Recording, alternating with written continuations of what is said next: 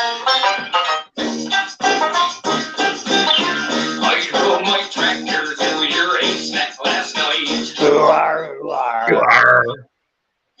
dog to be spoiled. Everyone's telling me that you won't write me. Come on now, darling, you got something I need. 'Cause I got a brand new company. Hello, Richard. Nice to have you Hello, with me. Robert. I got Can your you hear finish me? ready tonight, my friend. Okay, all right.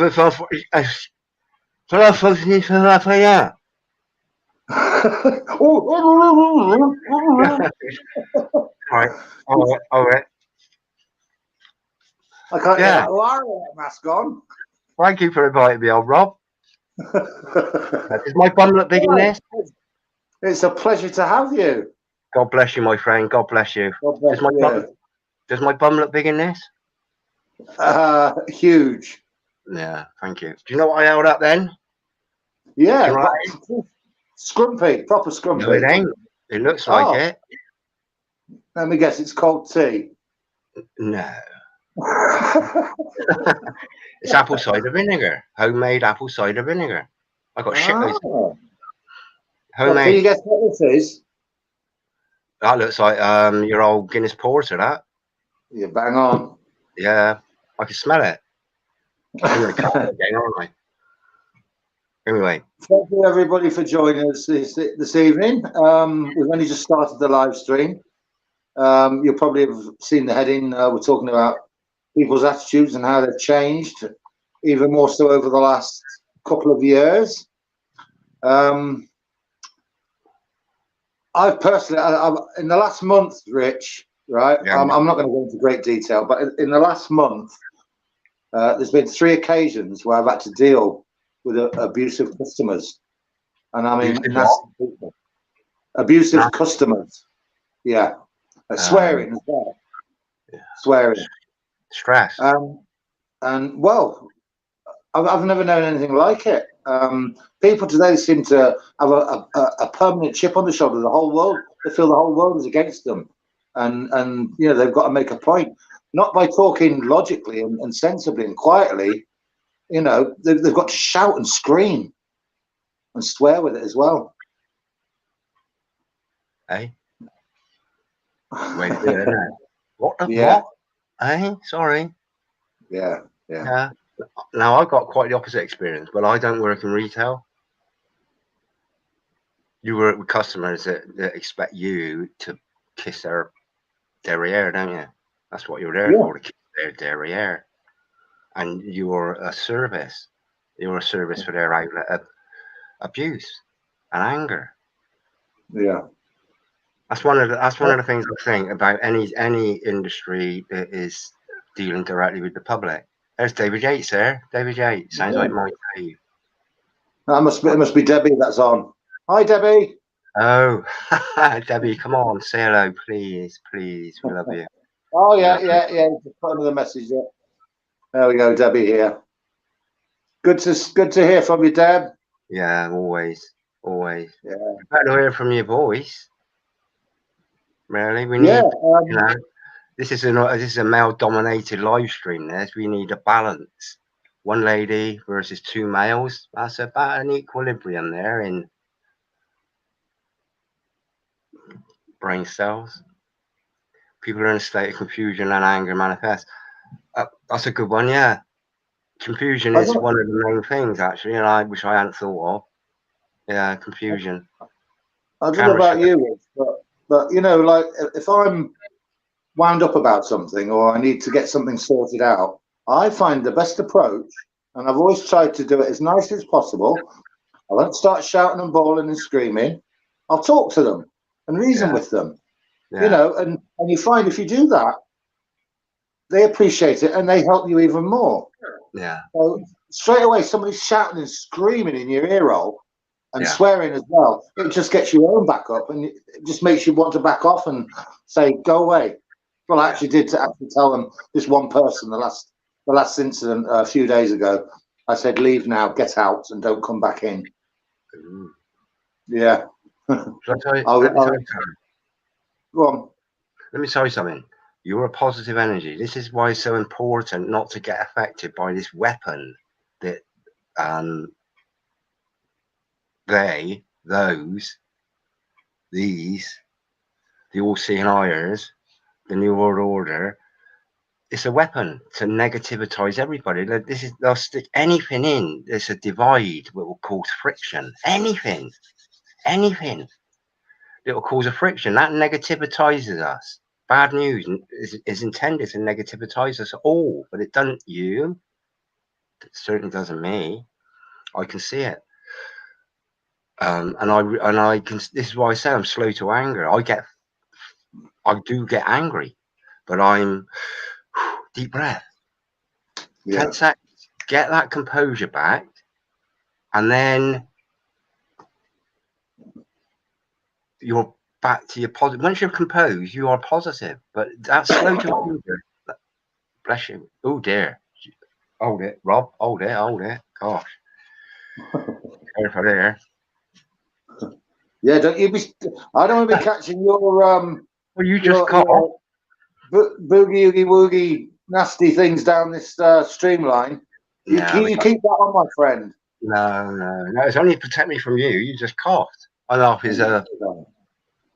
Well, how dare you? How very dare you? Well, what are you going to do? What are you going to do? You're 400 miles away. I'm coming. I'm off tomorrow. I'm coming down to sort you out. Yeah. I'll find you. Well, no, listen, talking about, like, you know, I couldn't believe it. You know, like even the doctors now.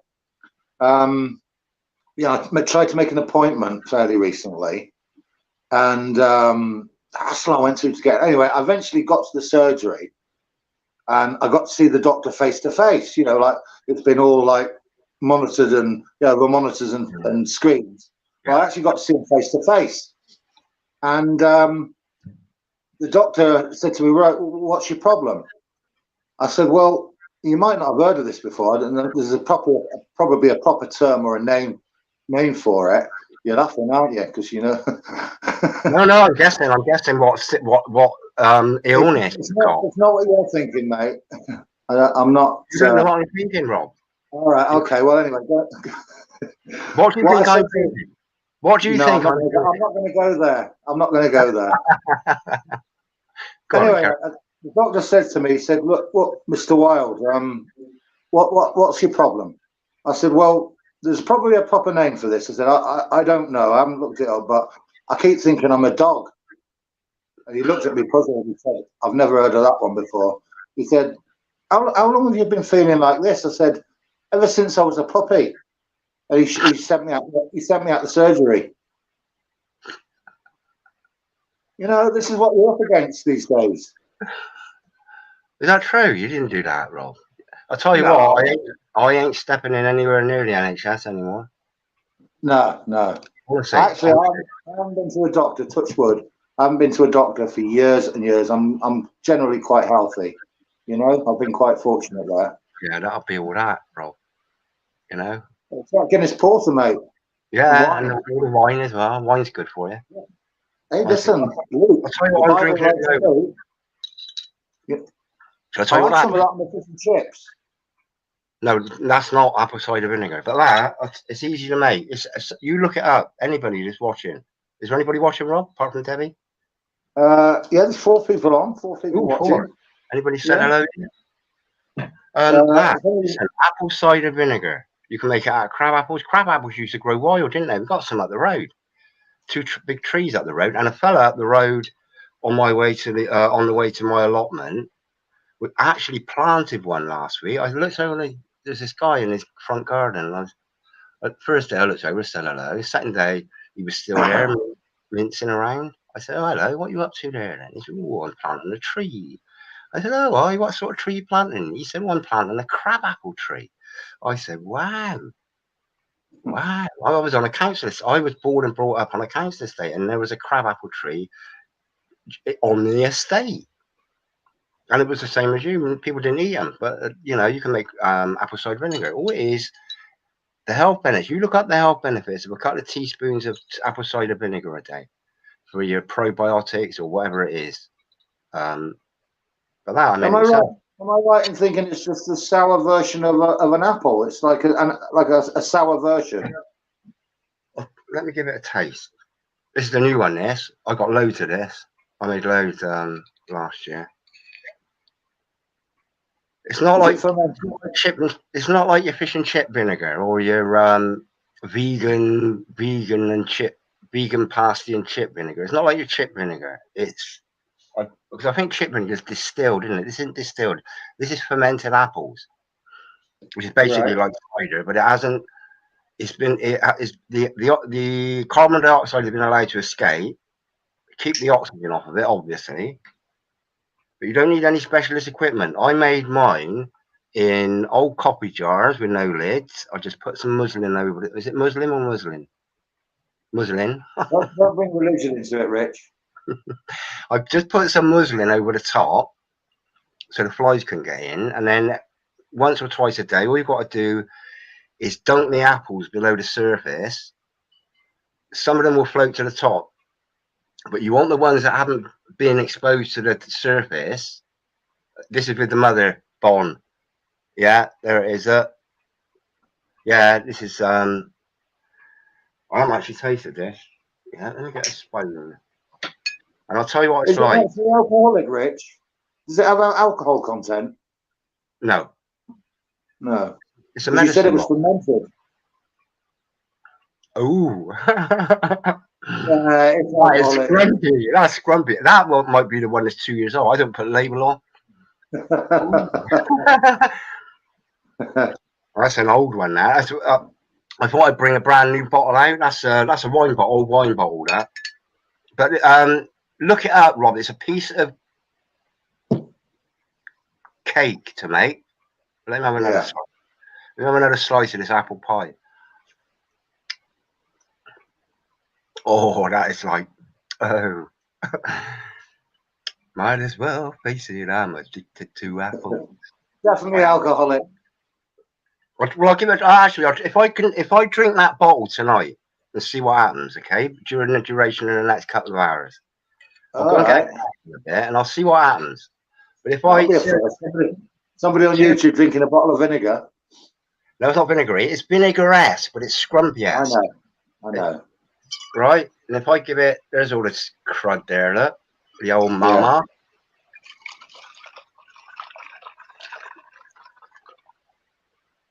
Yeah, look how cloudy that is. Proper cloudy cider now. But it is apple cider vinegar. No special tools required. Just apples, chop them up, get a coffee jar. Well, I use a coffee jar, but a big jar. Apples, put your filtered or distilled water in. I think it's a little bit of sugar in there just to get the ferment going. And then once or twice a day, we've got to do is stir it, really, just because bacteria will grow when it comes in contact with oxygen. If you keep the oxygen out, this is what airlocks do. It stops oxygen getting to what's inside. It lets the carbon dioxide escape, but you don't have to stir it every single day. But you can make wine as long as you stir it, and only 1 teaspoon a day. Oh, is it? Well, I made some apple wine once from some apple juice. You know, cartons of apple juice. Yeah. I made some apple wine from that, and it wasn't too bad, actually. Yeah. A bit of yeast, a bit of sugar. Yeah. Ferment. Yeah, come out all right. Yeah. But I mean, these things, you look at the health benefits of it. You just make it, have it on the side. There's some cracking videos online, 10-minute videos. Yeah. That would cost me, if I went to a shop, that would cost me about, for what it is, it's organic. I got the apples from, I've got a family down around the corner, just left a load of apples out, said, here, have some of these. So I took a load, as I would. But that would probably cost about £6, £7, maybe £8. Yeah, cost me absolutely nothing. And can you use normal apples? This was a mixture of like Bramneys, cooking, and there was eating apples as well. And I also had some of my, I bunged in a couple of apples from the allotment, not because I popped a tree in out there. It actually bore. I think it was like the first year it had 3 apples on it. Last year it had about 8 on it. I gave half away. And but yeah, that's about. I mean, that might actually be about a tenner's worth of apple cider vinegar there, and I got loads. I probably got about £120 worth of apple cider vinegar in money. Right. Well, going back before the price hike. But the health benefits of apple cider vinegar. There's a link then, Rob, to what we're meant to be talking about, which is societal changes and what is it? I keep forgetting. What's it called? Well, I'm thinking, Rich. Yeah. Like we're talking people's attitudes. You told me an experience about when you weren't mugged, I don't think, but you were threatened. Tell the viewers what happened there. Do you know the incident? Do you remember what you told me? Yeah. Let's have another listen. I tell it a lot actually because and before I start, I had my first house church. I went to my first house church Sunday. I'll tell you what, it's all Jesus. It's all Jesus. It's anybody, and it's just a guy I bumped into, and it was a divine encounter. I met his family. There was like an extended family, family of the body of Christ. But it was like, because I haven't got a hub. I ain't got. I'm non-denominational. I denounced C of E. I go to churches, but I haven't got one church I go to. But I haven't got a hub. Okay, now God gave me a man that 50 years he'd been born again. He knows the Bible back to front, inside out, upside down. He goes into like the different translations. He goes back to the Hebrew and the Greek and all that jazz. He's just my next level, really. Which I said, well, I just needed a hub. But I needed to have another step. Okay, I need to step up. I need to step up to a different level of. Anyway, if I go back to this, but yeah, if you can join a house church, and a house church is just a church. It's like the body of Christ. It's non-denominational. People just haven't got anywhere to go, so they set up these house churches. And this was absolutely blew me away. It was just unbelievable. And everything's I don't know if we're on the same story here, because the one I was thinking of. Yeah, no, I haven't started yet, Rob. I haven't started my story yet. Oh, sorry. I'm just telling you my experience of okay, sorry. Of how powerful prayer is. Power. When you pray to Jesus, you've got to pray to God through Jesus Christ. And he honestly, my journey is, makes me weep a lot. It honestly does, just because I'm just so lucky that I can see it and I've done it. It's unbelievable. But anyway, so I'll go back. And it's, I don't know, it's about a year ago, something like that. I've gone out with a mate beyond midnight. It might have been 1 or 2 o'clock, something like that in the morning. And we've gone down to this park, this public park in Taunton. And so anyway, he met this bloke he knew. And this bloke started trying to fight him. He started wanting to fight, roughing it up. They're doing like wrestling. It wasn't punching or anything like that. It started out like wrestling. But he'd had a few, this other guy, not me mate. And it started to get really rough. It's like boisterous, and then it turns into a flipping great slap. So anyway, I'm sat on this bench minding my own business, really, just watching it go by. So this guy come out and he stood right in front of me, right over me like this. And I looked at him and I said, "You fight." I don't know where on earth this come from. This just come out. It wasn't prescriptive or anything. Just come out. And I've never used it before. And I just said to him, "Listen, you fight me, you fight God." And he looked at me and he smiled. He said, "I like that." Yeah. And he went away. Nothing. It shut him down. Yeah. That's the point. That's what that thought came into your head, and obviously that thought was into my head, Rob. It didn't come into my head. It just come out of my mouth. Just come out of my mouth. Yeah. You fight me, you fight God. Yeah. I didn't go out. I don't go out all the time with God in my mind and Jesus in my mind. Most of the time, yeah, I got a place to go back to have a chat. Okay. But I wasn't sat there thinking of God. I wasn't thinking of Jesus. I was just there. And he come up and it was like, you know, he could have given me an uppercut. He could have swung his arm. He could give me a Will Smith with a clenched fist, with a man's slap. He could have knocked my head off. He could have split. He could have made me. He could have damaged my face.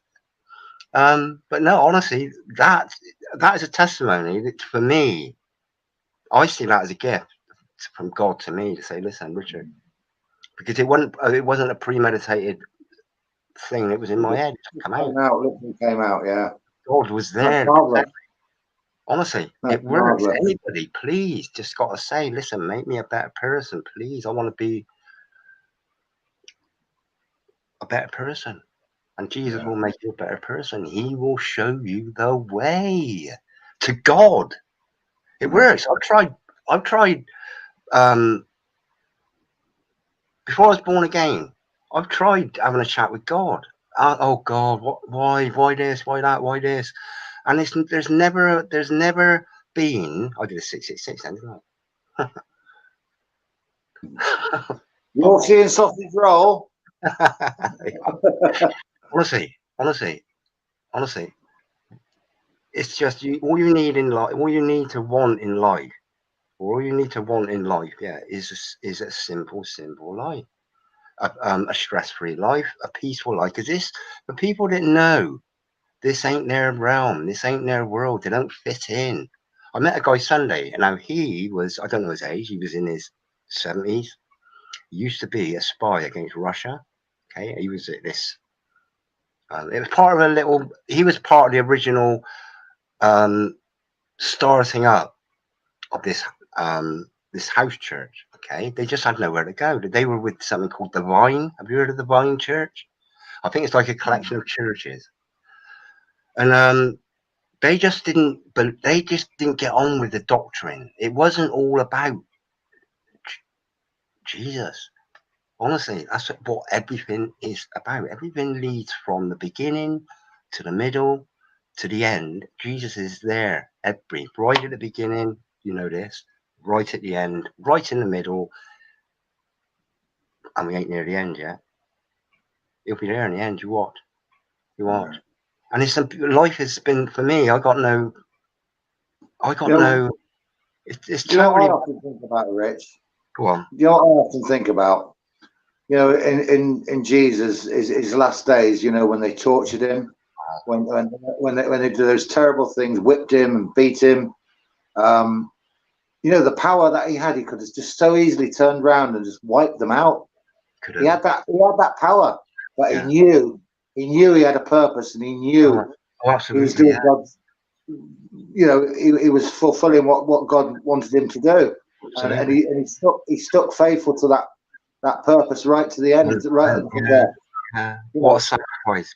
Honestly, it breaks my heart. It really does. Well, that's what I would always think. If I knew I could say there was an enemy, you know, really hurting me, it'd be so hard not to retaliate and you know, fight back.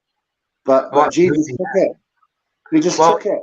This is something that I thought this a long time ago. Now, firstly, what he did made him the most well-known person to ever walk this earth. Everybody knows Jesus Christ. Everybody. So he had to do something.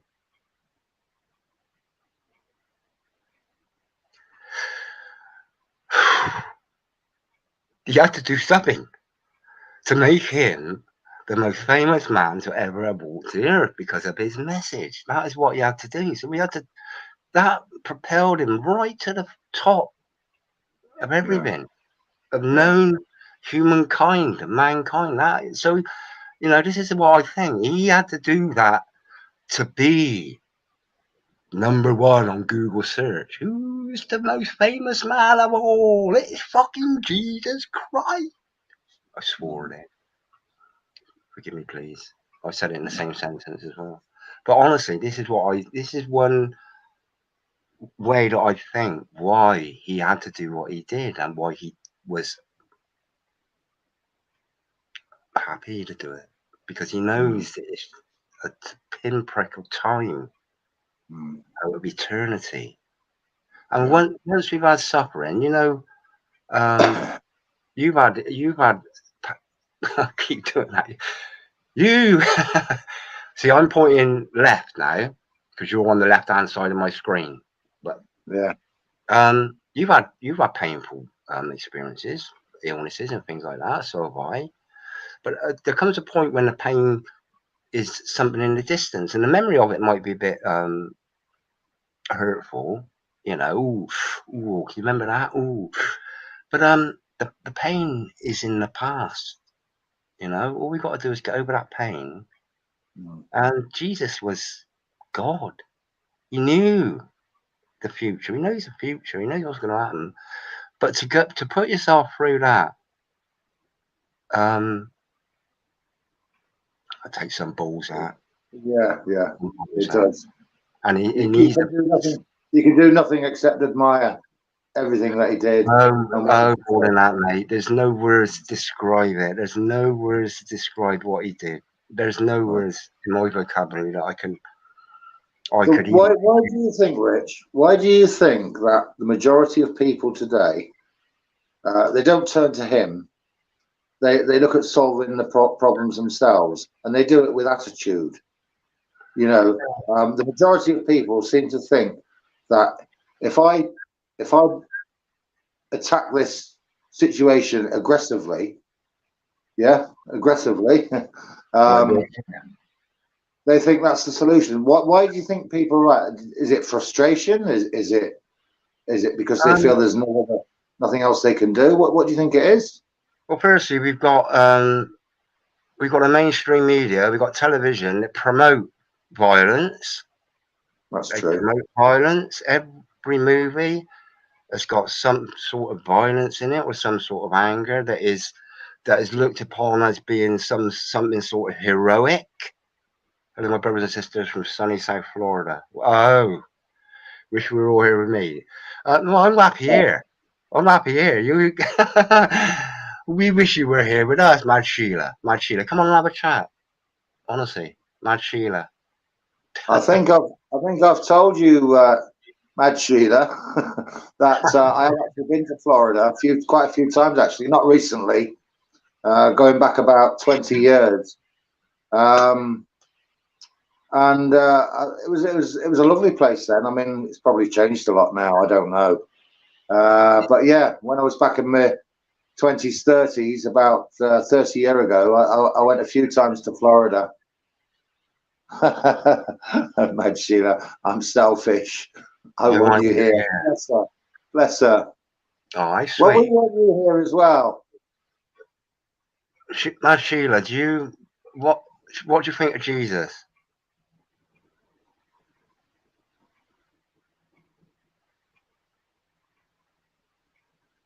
Do you believe in God? Actually, usually I ask the question, do you believe in God? And I asked this fella up the road, is Derek's his name, the one that hosts this in his own home, hosts this house church. It's sort of like it's what is going to come when they abolish Jesus, John 14:6. I'll get that up a minute. Jesus, John 14:6. Is that the one? I am the way, the truth, and the life. Is that the one? Or I am the way, the truth. It is actually. Yeah, I've got it. I've actually got it here. I've got this is the where is it? Because I was going to ask. I was going to promote this to a good friend of ours, just to say, listen, God is there, but there's only one way to God. We can't communicate with God. We need a man to communicate to God through. And that man, one reason why he came here was so we can assimilate. This is my opinion, view, is we need another man to assimilate with, to be able to assimilate with. Simple as that. You know, we can't have a conversation with a dog, although we could understand a dog and a dog could understand us. I'm so pleased to hear that, Sheila. Honestly, I really am. that pleases me more than anything. It honestly does. Where two or more are gathered together here in my name, there I am in the midst of them. That to me means you are here, I am there, Rob is there. Rob ain't here. Rod's back. He's back. Honestly, nothing cheers me up more than people that profess with their mouths their love for Jesus Christ. It's the only hope the mind has, for one thing, and it's only the only hope the soul has, and it's the only hope a person has if they're dealing with hardship in this forsaken realm that I don't belong to. You, Rob, don't feel comfortable in this shitty realm because the hate outweighs the love. And that it comes back to the societal attitude thing. Hate has been nurtured into the human being, not just here in Britain, all across the world. It's all hate, it's all war, it's all let's divide, like this bloody Ukraine, Russia thing. You know, it's manufactured to create more divides. It will divide nations that ain't even involved between Russia and Ukraine. Like in Britain, you've got people marching up and down the street saying Ukraine, Ukraine. You've got people on the other side of the street saying Russia, Russia. They've got nothing to do with it. It's nothing to do with them. Honestly, I always remember a quote from Jesus, and it always sticks in my mind. And he was referring to his followers, those people that recognize him. And it was, do not forsake the gathering of yourselves together. Now, what that meant was you come together, and like Mad Sheila said, he's there, he's all you need, and he's bringing his children together. That's exactly how it's coming in these last days now. That's what he's doing. Oh, absolutely. Absolutely. And I said to somebody, where did I say it? Oh, I got a friend on the allotment. Now he is a Jehovah's Witness. Okay. And I seen him day before yesterday. Might even been yesterday, actually. Hi, how you doing? I've got a chat. I've got a lovely relationship with my allotment. This is what got me about Dave and when he went on that allotment and everything was hate. Ooh, we don't want you here. We don't want you here. Basically, we don't want you here. But my allotment, wow. I got given a massive bag of purple sprout and broccoli from Dave today, which feeds my experience of this societal change, the attitude. The attitude I see is people become more loving and people have become more open to God because they missed righteousness, they missed love. That big long lockdown did us all a favor. I think it's a gift from God. It's a double-edged sword. It's a weapon for the New World Order. It's also a weapon for God to use against the New World Order, because what it does is and it has done. It's actually worked. It's worked. It's biblical. You know, you cannot buy or sell. You can say to somebody, right? Well, you know, I know it's not. I know the I don't know. I know that ain't the mark of the beast, but you can't go in a shop unless you've got that. But I say to people, it's conditioning. And eventually, there's going to be something that is going to be the mark of the beast that will line up perfectly with what is in this beautiful book. Yeah. And the number of people that they say, yeah, you've got a point there, yeah. And this is what I say to people. I say, listen, in a year's time, when we were on about the old having a vacation, you know what I mean, Rob? The vacation. Oh yeah, some people have had 3 vacations, and some have had 4 in the last 18 months, haven't they? Yeah. Well, normally when you go on vacation, you normally come back feeling better, don't you? Yeah. But these ones that have had 4 vacations, it's all downhill. Oh, absolutely, yeah, absolutely. But Matt she might not understand what we're saying when we say vacation, because they call holidays vacations. We're using that, Mad Sheila, as another substitute word. So I'm sure you understand what we're saying. Yeah. We're trying to keep the medical aspect out of because there's nothing. I mean, Rob, are you a doctor, Rob? I'm not a doctor. No, no, no, I'm not either. No. No, are you a scientist or a schmientist? No. No. No. I thought about being a gynecologist at one time, but I gave up on that idea. Yeah. I can't think. I'm not going to come up with any jokes for that. It'll probably take me about 2 minutes anyway of thinking. Let me read this a minute. This was, and this is out of the NIV. This is the Gideons. This saved my life. This put me on a path to Jesus, and it was given to me by a divine encounter. I use it. It's been with me forever, ever since I've had it, and it's used all the time. I got notes in it, notes, bookmarks. But this comes to me the other day, and this is for people. You're going to have to show us that other big Bible you've got, Rich. You did a video recently, and it was really interesting. We'd love to see some more of that. Yeah, I'm going to do a video on it because what I want to do is I just want to read out of it, front to back, record it. I mean, who wants to listen to me read the Bible with my Somerset accent? But I'm going to do it anyway because I got an idea that it's okay. A lot of people read in silence. They'll just scan the page and read it in their heads, and that generates a certain frequency, as we know, thought frequency and an energy and a vibration. Once it comes out of the mouth, this is why it's important to profess your love for Jesus Christ and your commitment to be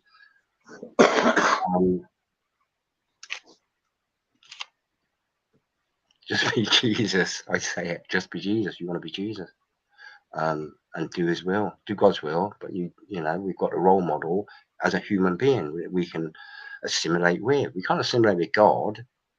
You know, part of God we can, but we've got a man there's a role model that we can just say, listen, Uncle Jesus. Oh, Daddy, can we go around? Mummy, can we go and see Uncle Jesus again today?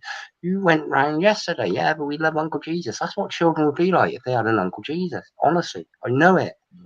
Yeah. You take a child that ain't been indoctrinated by the satanic system, which is state school, the television, and you put them, it'd be, you know, I mean, we used to sit down and watch Jack and Ori, you know, it's just mesmerizing stories, you know.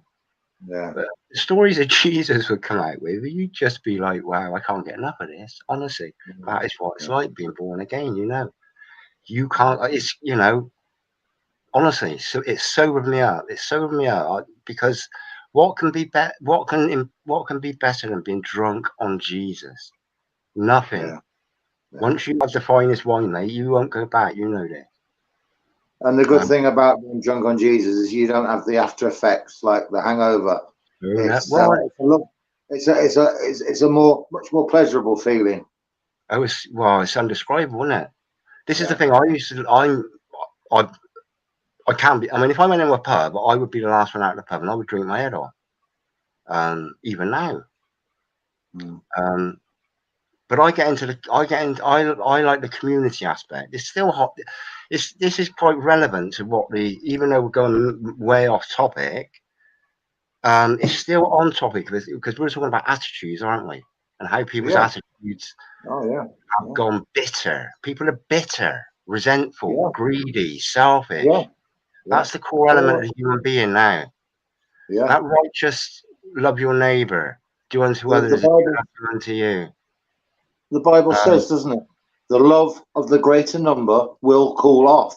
That was warned in the scriptures. The love of the greater number will cool off. And like you've just said, people now are resentful, hateful, vindictive, nasty, rude, violent. And, you know, it can't get much worse. There's no doubt we are in the last days. There's no doubt about it. Well, coming up to it, I'm missing the chat here. I had it on private chat, and I couldn't actually see all the chat coming up. I do keep putting every message up, Rich, so you're not missing anything. Yeah, but I'd like to be able to comment in there, but and keep up with what's being said, because some things you pick up and some things I pick up that are, you know, like is like Bond was on about. Is it with the mother? Good. It's medicinal, which it is. Look up apple cider vinegar. It's absolutely. It's free for a start, you know. You could, and fermented anything. Look up fermented vegetables. It's just a way of firstly, it improves the nutrition of any vegetable. You know, I and do also like the vegetables, Rich. it's a way of preserving food that would generally, not last long, like fruit. You can preserve. It's a way of preserving fruit. And these things, if you're into prepping, anybody that's into prepping, you need to know these sorts of things, how to make food last longer. It's a colon cleanser. Gosh, I think I might need all of this. Hey, you've got about 10 bottles stacked away, so you should be all right before the end of the live stream. Yeah. But going back to all these roads, Rich, with all these woes, and people are, a lot of people are getting fearful. But really, we should be rejoicing, not fearful, because all you've got to think about is that whatever's happening in the world now, it's God's purpose. He's in control. Yeah. He's in control of everything. Of course he is. So no matter what's going on, these terrible things have to be. They have to Unfortunately, happen. Unfortunately, have faith and trust that God, through Jesus, is going to put things right. Absolutely. There's only one way. I mean, I know we've all got our own personal, like gripe. Some of us have got lots of gripes. My main one is child sexual abuse. That's my biggest gripe. Nothing bigger than that for me. Child sexual abuse. Not even chemtrails ain't bigger than child sexual abuse for me.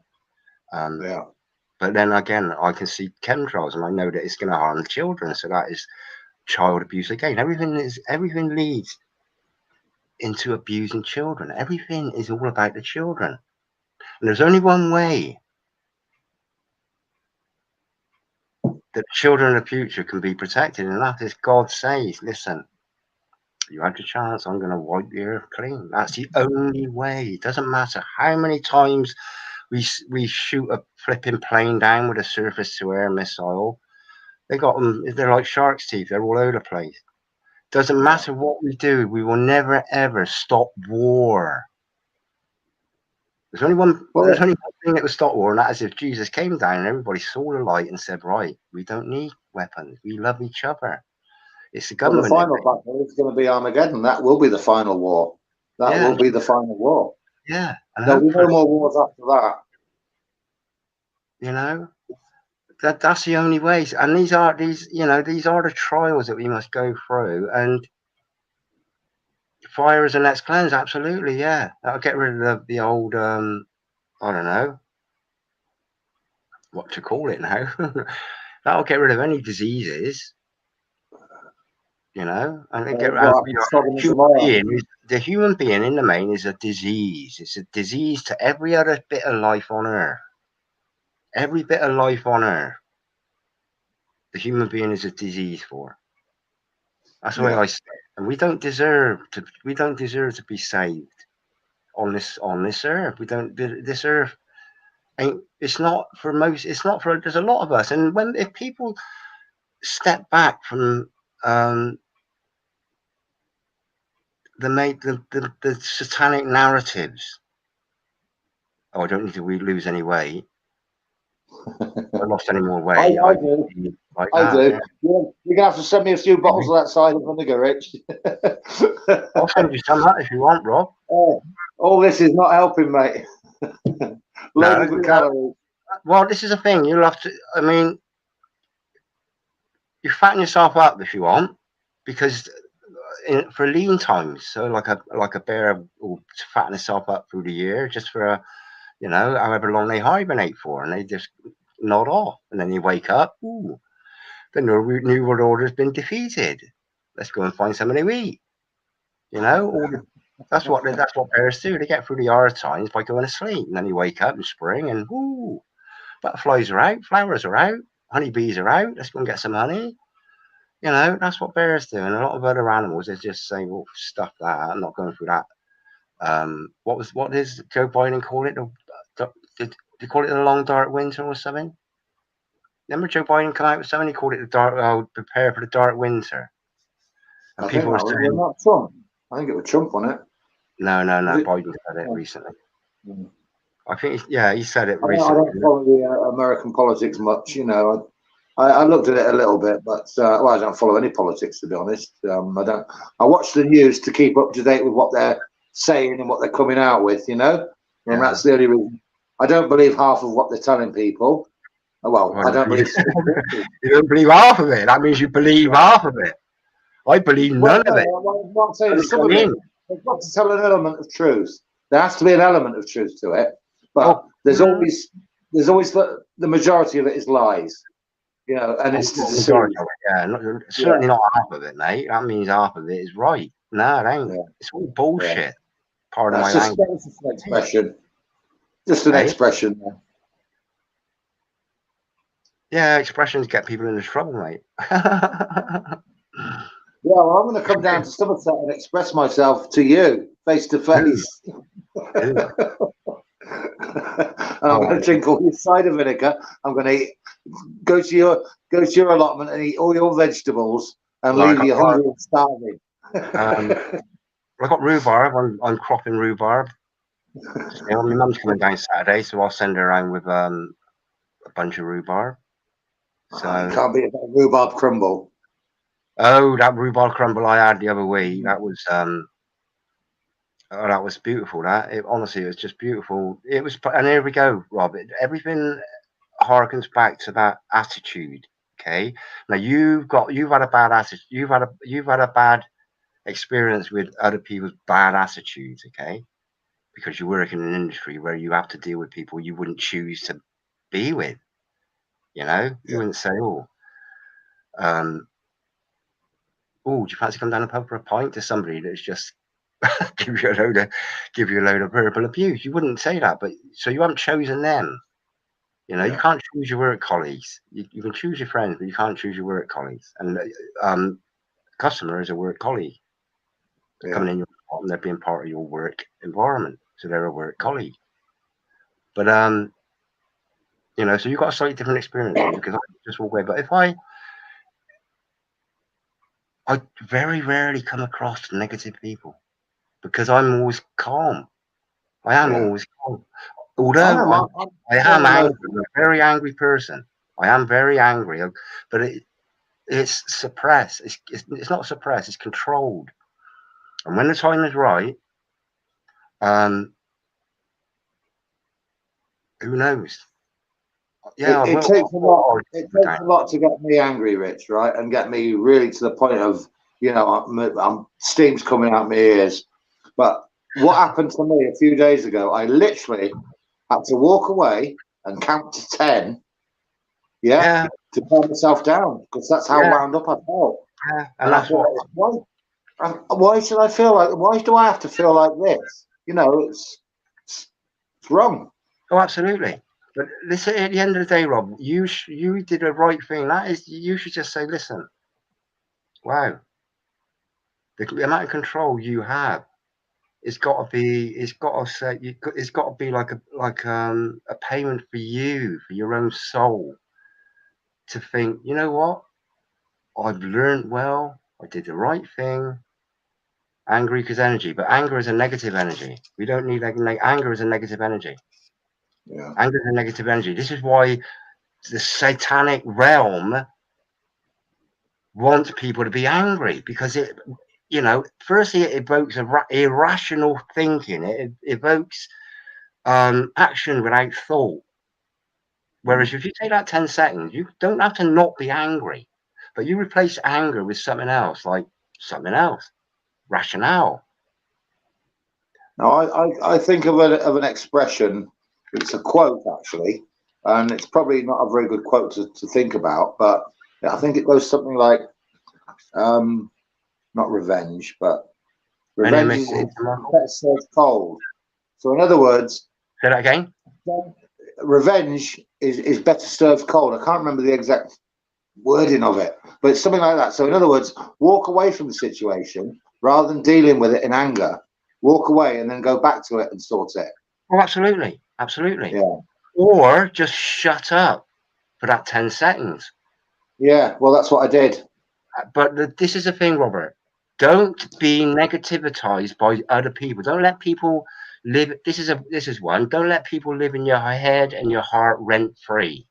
If you got somebody that's in your head that's feeding you negativity, they're living in there rent free. You're not getting anything from them apart from negativity, and you don't want that. Yeah. Now, there's another one I learned is like, who are you with? Are they a drain or are they a radiator? Do they drain you or do they radiate to you? People need to be the radiator. And what are you radiating? You radiate love, bro. Hmm. Simple as that. Everything Yeah. else, radiate off of radiating love will affect. You can My defeat. attitude to everybody and anybody I meet, Rich, I Yeah. just want to be nice to people.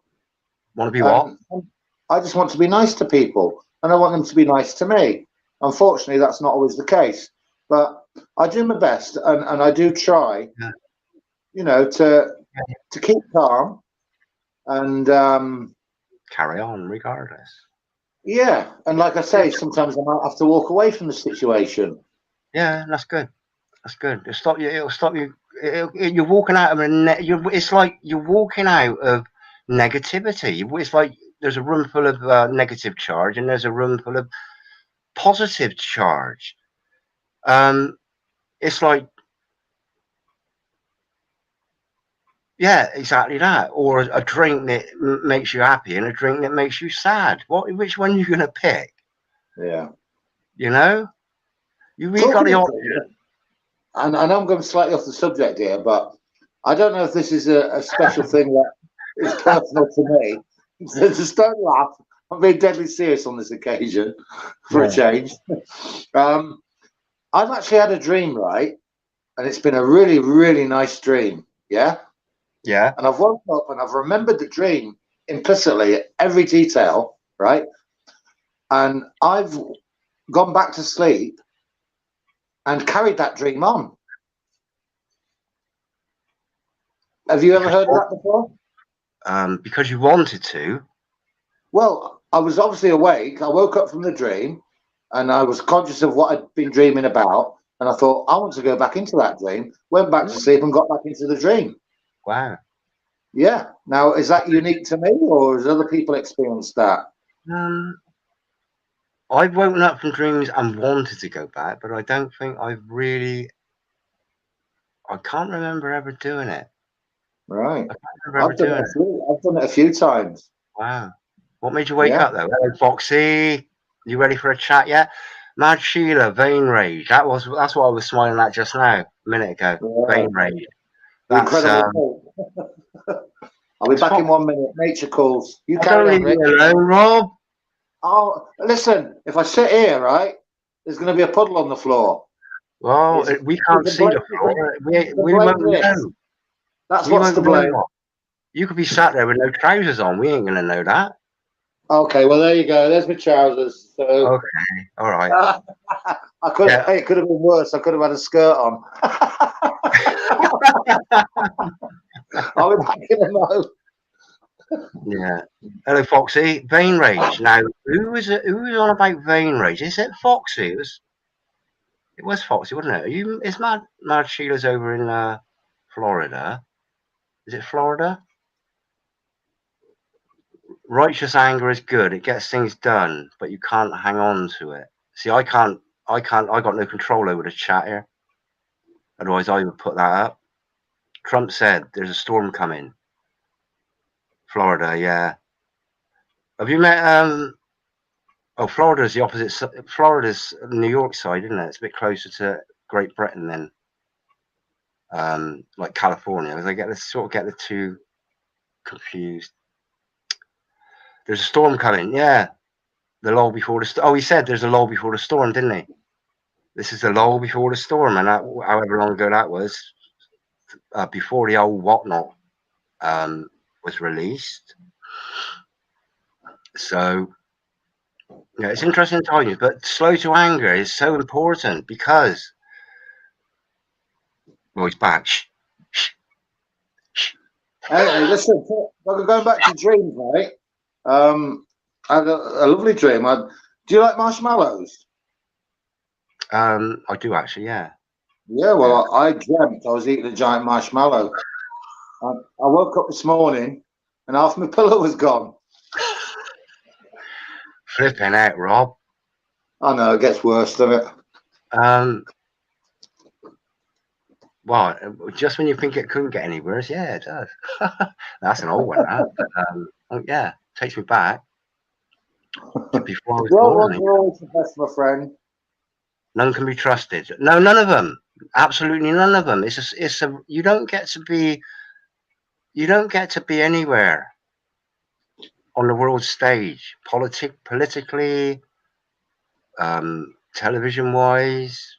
Unless you do something that says, yeah, I'll do anything to get what I want. You've got to be a narcissist at the minimum to get anywhere in this world. You just got to be interested in yourself.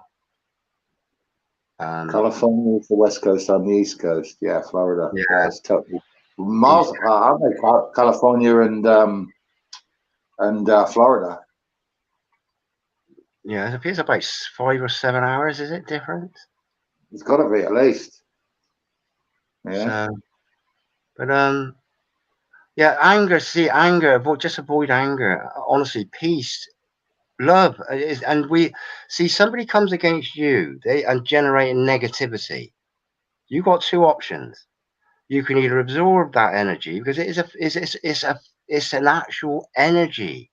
It's something that is pulsating in the environment around them, and you can either absorb it and it make you angry, or you can rebuke it. This is how you can rebuke the devil, because you just say, listen, no, I rebuke you. I'm not interested in your negativity. And then this is where you can push back the negativity with your own positivity. And practicing positive. There's only one way to be forever positive, and that is to just be forever with Jesus. That's my experience. Honestly, in times of trouble, just call on him, and he is there, and it is absolutely true. It's true. Yeah. And people that are sitting on the fence thinking, "Oh, what have we got to lose? Just try it. I beg you, try it. Just say, listen, please, God, help me be a better person. If you want to be a better person." Not everybody wants to be a better person. Some people want to be worse. Yeah. I was Because just going to say about it. the I worse was you going to say are, the about higher up the scale, up the Freemason's ladder you go until you're prime minister, maybe. I told you about this today. Matthew, C.4 up in Manchester, mentioned this today. I didn't watch the news. I know more about American politics than I do about British politics. I've been watching America for over 20 years. Because I was of the idea that what happens in America eventually will happen in Great Britain, and it was so pretty much spot on, really. The lawyers are having their moment, but the truth and all its weight are going to be that biblical millstone to send them deep. Yeah, absolutely, amen. Yeah, absolutely. That's what I'm pinning my hat on. Even as a mob. You, Rob, David, Mad Sheila, just us mob on our own trying to fight this system. No, we're not part of it. We're not part of it. God has just got to say, listen, you've had your chance, people. End it. I'll start again, because I did like my original creation up until, I loved having me seventh day of rest, because I was content. I sat down and put my feet up, and I just enjoyed what I created, which he created in the first 6 days, and everything after that was, like we said, I reckon it's you reckon it, and I reckon you're right. Actually, it was I said it was a compromise, wasn't it? I've got a question here for you, Rich. Oh, can you bear with me? Fire away, Rob. Okay. This is something I've thought about a few times. Like in the original Garden of Eden. Yeah. God's original purpose was to obviously procreate, fill the earth, subdue it. When that earth eventually, assuming Adam and Eve hadn't sinned, right? Yeah. When that earth became filled, would you and I be here today? Yeah, we would. We would. Yeah, we would. How would we? Would there be we're enough room? Would there be enough room for us? Of course it would. God wouldn't have made us if there wasn't enough room, Rob. We've all got a conscience. No, what I mean, what you got to remember, it was God's original purpose for man to live forever, not to die. So Yeah. nobody's dying, remember? Nobody's dying from creation if they haven't sinned. So would there have been a point where God would have said, right, I'm going to stop procreation now because the earth is filled? I've never worked that out. We don't know how big the earth is, Rob. We don't know how big God made the earth. God made the earth. We know it's like your little ball, like you had, you squished it down. Yeah. You know, how big's a plate? How big's a plate, Rob? How long's a piece of string? Yeah. We don't know. I know how long a piece of string is. Twice as long from the middle. Mm. You don't know. See, there are mysteries. There are mysteries. Yeah. No, that's something I thought about. Yeah, yeah. I know you thought about that, and it's a pretty good question. Would we exist? Well, we've got to have existed. We've got to have existed because we're. So you think there would have been, even from creation, all the people multiplying and filling the earth, that even now there would still be enough room for everybody, so we would still be here. God can do anything. He'll make it. You know, He's made it big enough. And let's be honest, Rob. We ain't filled this earth up yet, have we? As David Yates says, there's shed loads. Oh, yeah. There's shed loads of space. All a person needs, if you give every person on earth an acre, you know, to sustain themselves, how many acres are on earth? Are there really 7.5 billion people on earth? Well, it's like when you go out into the country, you go for miles and miles and see all this land, don't you? Yeah. So yeah. David's right. I remember David saying that. Yeah. Yeah. He's very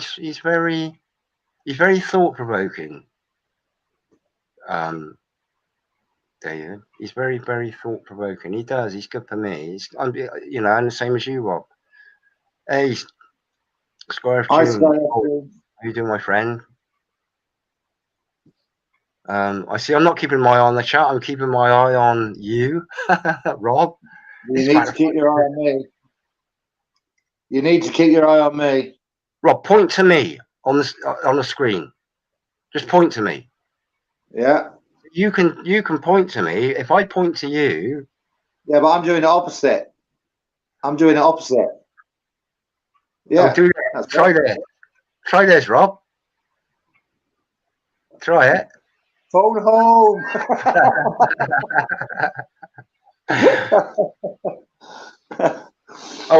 Here you go. Here you go. How many Freemasons have got one of these, you reckon? How many Freemasons? Do you know what that is? How many Freemasons have got one of these? That's for stonework, isn't it? Yeah. How many Freemasons have got one of these and know how to use it?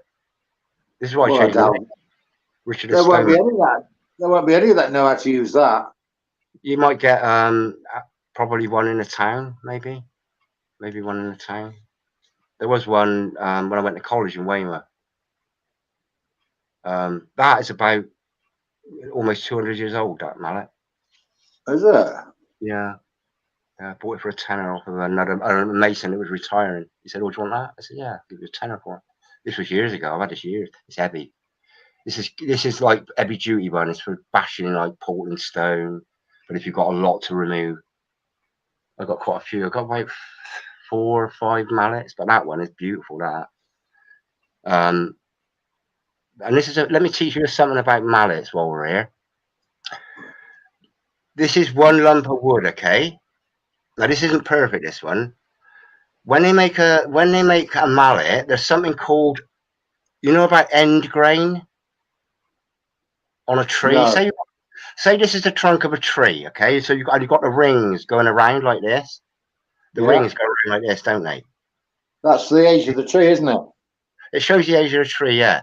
Now there's something called the end grain. which is, if I cut that in half, let's say I cut that, this is difficult, this. If I cut that down there, okay, where the rings come around like this,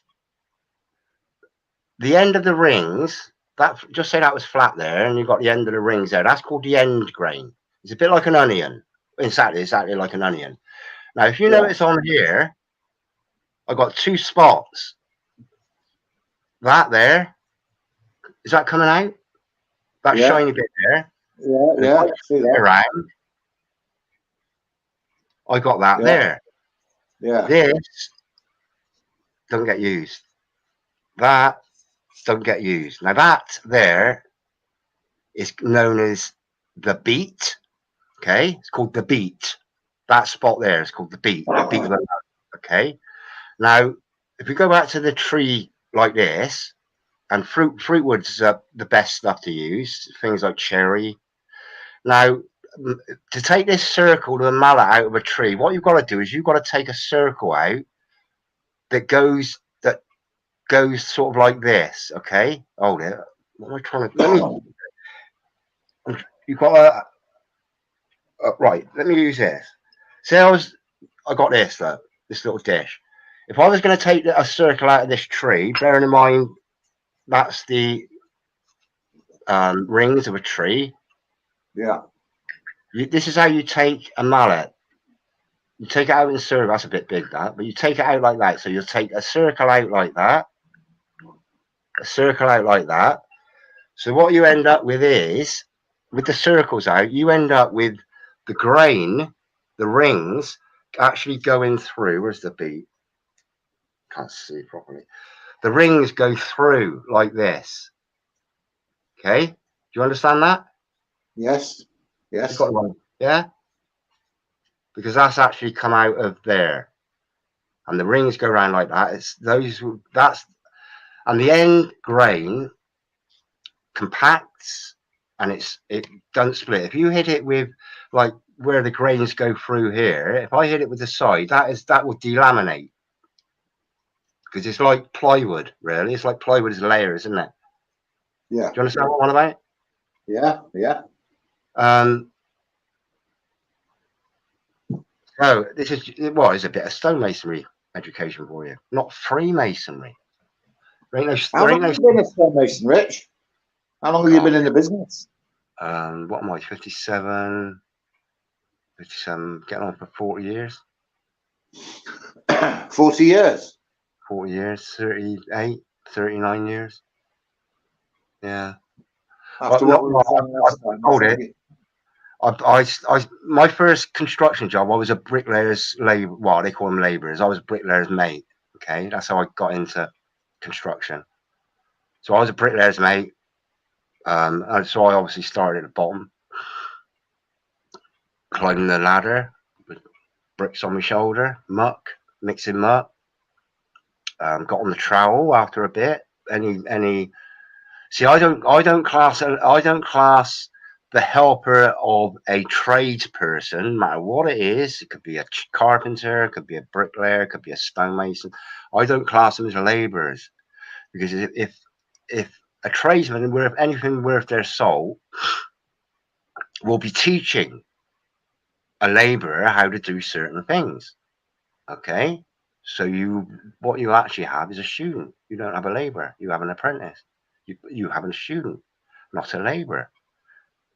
That's the way I look at it. So I don't call a labourer. And if you get a labourer, if you get a labourer, if you get somebody that just wants to be a labourer, which is basically labour is just graft, isn't it? That's to labour is to work hard, or to work. So I don't recognise labour unless a labourer specifically wants to be a labourer, and even then, a labourer is a specialised trade. A labourer is a specialist trade, which it is. You can't just. I mean, you couldn't just go on a building site, Rob, and mix up a load of muck, a load of bricklayers and more. You might be able to, but you couldn't just go on there. You'd have to learn it. And if you want to learn something, at some point you will become a tradesperson, and labouring is a trade. It's A plasterer's mate. You can't just walk on a building site and say, "Oh, I want to be a plasterer's mate," and you just know how to do it. Yeah. You know, it's an actual trade. It's one of the most underrated. Well, it is it's just an underrated trade. Rich, quick message. Just got a message from David. He says he's watching on his grandson's tablet. So, God bless you, David, David. for watching. And we've had Debbie on tonight. You're probably aware of that. She's been putting a few comments in. Yeah. So thank you for joining us, Dave. Now I want, I want to mention something a minute while it's fresh in my mind, because it's to do with a live stream that I'm particularly interested in doing. I know you'll be interested in joining it. And I've just got to find, I can't remember, I mentioned it earlier on, Rob, didn't I? But it's so important. It's important to me. It's important. I know it's important to David, and it can well open a lot of people's eyes to something that nobody knows about, which they don't. And it's the weather. Oh, I forget what it's got. I got it on here a minute. Do you know it? Who knows the name of it? Weather. I mentioned it earlier on, Rob. I asked you to remember it. You obviously didn't. Oh, NWO. No. It wasn't that. It was weather as a force multiplier. Weather as a force multiplier. Yeah. There's a PDF. I've downloaded it. What I'm hoping to do is understand it a bit and then narrate it as a video, so people can just sit back and watch it and listen to it if they can tolerate me. But weather as a force multiplier, it is scary, and it's real, and it's something to do with, I think it's something to do with a date is 2025, but we'll get a live stream going about that with people that are personally interested in and involved in spending their time, activism. David, you, me, people that are just interested in it. Hopefully, Matthew, that can get to grips with this, because I'll look for it in a bit as a PDF. But it's called Weather as a Force Multiplier. It's scary stuff. It's just like there's all this stuff they're putting out about the Great Reset. You will own nothing and you will be happy. They're telling you this is what's going to happen. This weather as a force multiplier is exactly what it says. Force. What's a force? Boom. That's force. Yeah. Weather. Multiplier. So a multiplier of force. That's the word. Non-consensual. We don't consent. Well, it doesn't matter whether we consent or not. It's still going to rain, isn't it? They're still going to make it rain. They're still going to give us. When I say we don't consent, I mean we don't agree with what they're doing. That's what we're saying. We don't agree with it. I don't consent to it either. But I ain't gonna, like I said earlier on, Rob, it ain't gonna make any odds whether we consent to it or not. If I say no, I'm not. I don't want. I don't want. I know I don't agree to the one world government. No, I don't want that. I don't even need one country government. We don't need a government. Society has learned enough by now. All they need is re-educating in how to be loving and loved. People need to be educated in how to be loved before they can love. And that is that's another one of these weapons that they've used. They pitted man against man, woman against woman, man against woman, woman against man, child against child. Everything at school is competition. Be at the front of the class, be at the back of the class. Oh, you won the quiz. Oh, you were rubbish. You got none out of 10. You got 10 out of 10. Have a star. Have a star. Oh, Johnny's got 1,000 stars. Richard's got none. Richard grow up. Richard's going to grow up a criminal, or with serious mental issues. He's going to think, oh, I ain't of this world. I was quite clever at school. I was quite good. I don't know where it come from. My parents switched on. Well, what's the first thing you spotted when you went to geography? What was the first thing you saw in the geography room? It was teacher's legs. Teacher's legs. A big ball, a globe. Yeah. We'll do a live stream about that as well, Rich. That sometime in the near future. Flat Earth, yeah. It's well, it's all we've got to do is look at the evidence. Really, NASA has zero evidence Yeah. And this is what I reckon about NASA space. NASA's space is basically the empty pages in their photo album of real pictures of Earth. It's just a space. Yeah. Outer space. Well, outer space. It's all conjecture. It's all a guess. Really, just they don't know. That's why it's called space. It's just empty. It's an Promotes empty. the Big Bang, isn't it? Promotes the Big Bang, doesn't it? Promotes a big Infinite, bang. infinite universes. Yeah, You know, goes on indefinitely, yeah. and then that leads on to alien beings promoting aliens that have that. You know, we can't be the only people on in this universe. There's got to be other life out there. It's all to promote everything contrary to what the Bible says. Yeah. And there was a point. I mean, I know there's a lot of archaeological evidence. Okay, you know, like in Egypt, like carvings in the pyramids and all that of things that look like spaceships, little astronauts in the spaceship. Firstly, are they genuine? Are they genuine? Well, Because I could carve. I could go to a 1,000-year-old church and carve something on the wall. yeah. Well, put it this way, Rich. Put it this way. If they are genuine, if they are, let's assume they are, then the demons are very consistent in the way they do things. They use the same tactics and the same devious methods. So, if in our modern day and age, especially since 1947, they've really brought in this UFO phenomena, yeah. Who's to say that back in since 1947, you know, with the Roswell incident, that's when it really I don't know started. too much about I don't really know a lot about history actually. I couldn't roll off the kings and queens of England. Oh no, I can't do that either. No interest in that whatsoever. It's never interested me. I used to call Henry VIII.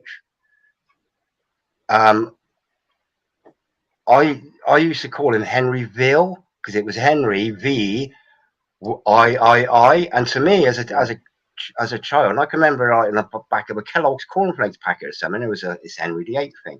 Cut it out and I put it on my wall, and I used to call it Henryville. I didn't know it was Henry VIII. How many wives did he have? 6, 8? I don't know.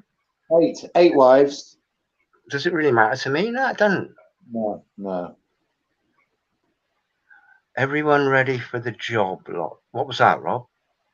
I don't know why I'm not reading the. It's because I'm talking. I'm trying to concentrate on what I'm saying.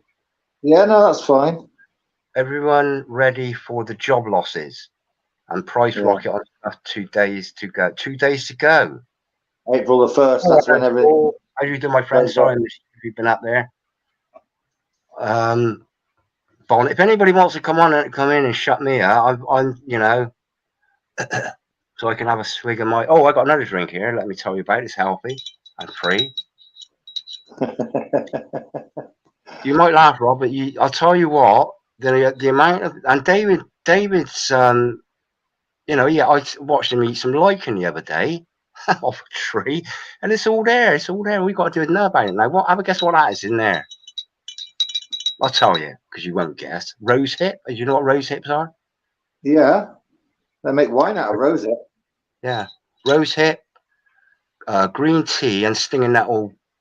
That was hot tea. I made that this morning, but I made enough that I can actually have a cold beverage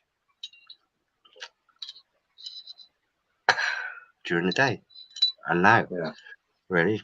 But yeah, there's some rose hips are free. I mean, they're beautiful smelling flowers. They are. There's something on the screen just here. Just down here. There's something on the screen. And it looks like it's something on my lip. That's why I keep going like this. I'm trying to get this mark. No, I guess it's actually on my screen. I keep trying to lick it off, but it's on the screen. Going back to what I was saying about the ancient Egyptians and these carvings, Rich. Go on, let's assume that they are real, yeah? I'm not saying they are, but let's assume they are. All right. The demons, throughout history, use the same tactics with every era, every generation. So if they're using the tactics now with the UFO phenomenon, whatever you call it, there's no reason. There's no reason why they couldn't have used it back then to make themselves like, we are the gods. We created you. We are here. You know, you serve us, type of thing. You know, Yeah. so Yeah. it's quite possible that they did see these things. The ancients, you know, they did see them. And it wasn't that long ago, was it? Yeah, It wasn't that long ago. Is that what are you talking? 4,000 few years? thousand years, about 3 or 4,000 As we're led years. to believe, you know, they say Yeah, 4,000 years ago. yeah. You could knock 1,000 years off of that for the lesser J. You know, but it's just like 4 days, isn't it? Really, for God, really. This is What's one that? thing. Well, it's, you know, 1,000 years is like a day, and a day is like 1,000 years. Well, a day is like 1,000 years, Yeah. and 1,000 years is like a day. Well, Mm. God has let this exist for 4,000 years, 5,000 years, or God has let it exist for 5 days or 4 days. So it ain't a long 4 days, No. you know. But that's sort of going off a little bit. But Well, it's a bit like the life of a dog. A dog lives on average about 12, 13 years old, yeah? But to yeah, the dog, it probably feels like 70 years. You know, it's how our mind thinks and yeah, how we view things. So yeah, to an animal, that 13 years that it is here as a pet or whatever, it probably feels like an eternity, like 70 years. As we feel, as we get older, like, I don't know about you, Rich, but once I reach 40, the years just seem to whoosh, you know? yeah, And as I get older and older, the time goes faster.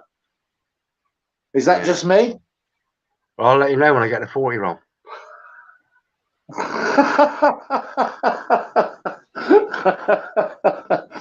Oh, nice one, Rich. I'll let you Yeah. know. Yeah, you're right. Yeah, you're right. Life does go by quicker. I don't know. I don't know why. Somebody years ago said something about it's like the percentage. Life is a percent. Life is a percentage of 100%. Yeah. So when you're none, you've got 100% of life left, and it gradually, as you get to once you get to your midway life, you've got 50% left, and then it starts getting less. So you're getting 49%, 48%, 30% of your life left, which Yeah. percentage wise, it does actually, I think, mathematically go quicker. Maybe it's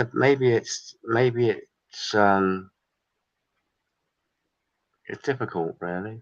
What I'm trying to say when I said about Or dogs earlier, here's another thing, though, Rob. Perhaps the younger we are, we're not so focused on time.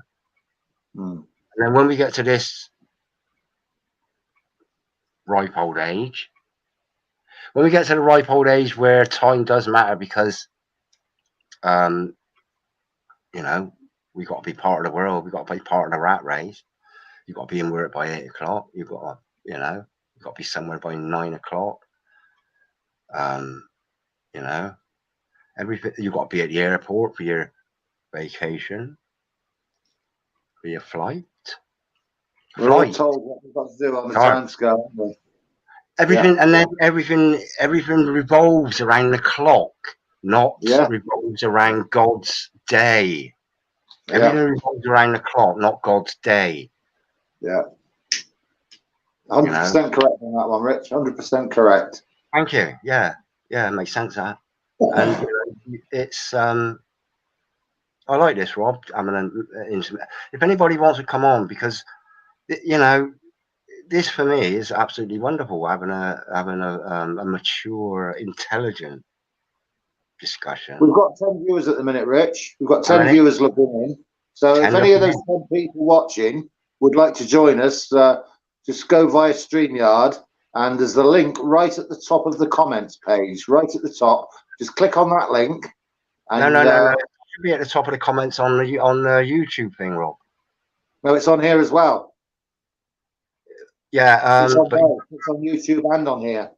Yeah, but you can't. It's that is a StreamYard is only accessible to people that click the link on YouTube. You can't just go on StreamYard and there it is. Oh, right, yeah, you'd have to sign up and everything. I know that, but what you're saying is they can go onto YouTube and come on through via YouTube. Is that what you Well, mean? people are watching this on YouTube, not on StreamYard. Right. If you click the link on StreamYard, that just enters you into the studio. But it's sort of like well, it's what it's like. It's like being in BBC. If you're doing the news in the BBC studios in London, but it's broadcast out, and it's broadcast out to wherever, the television.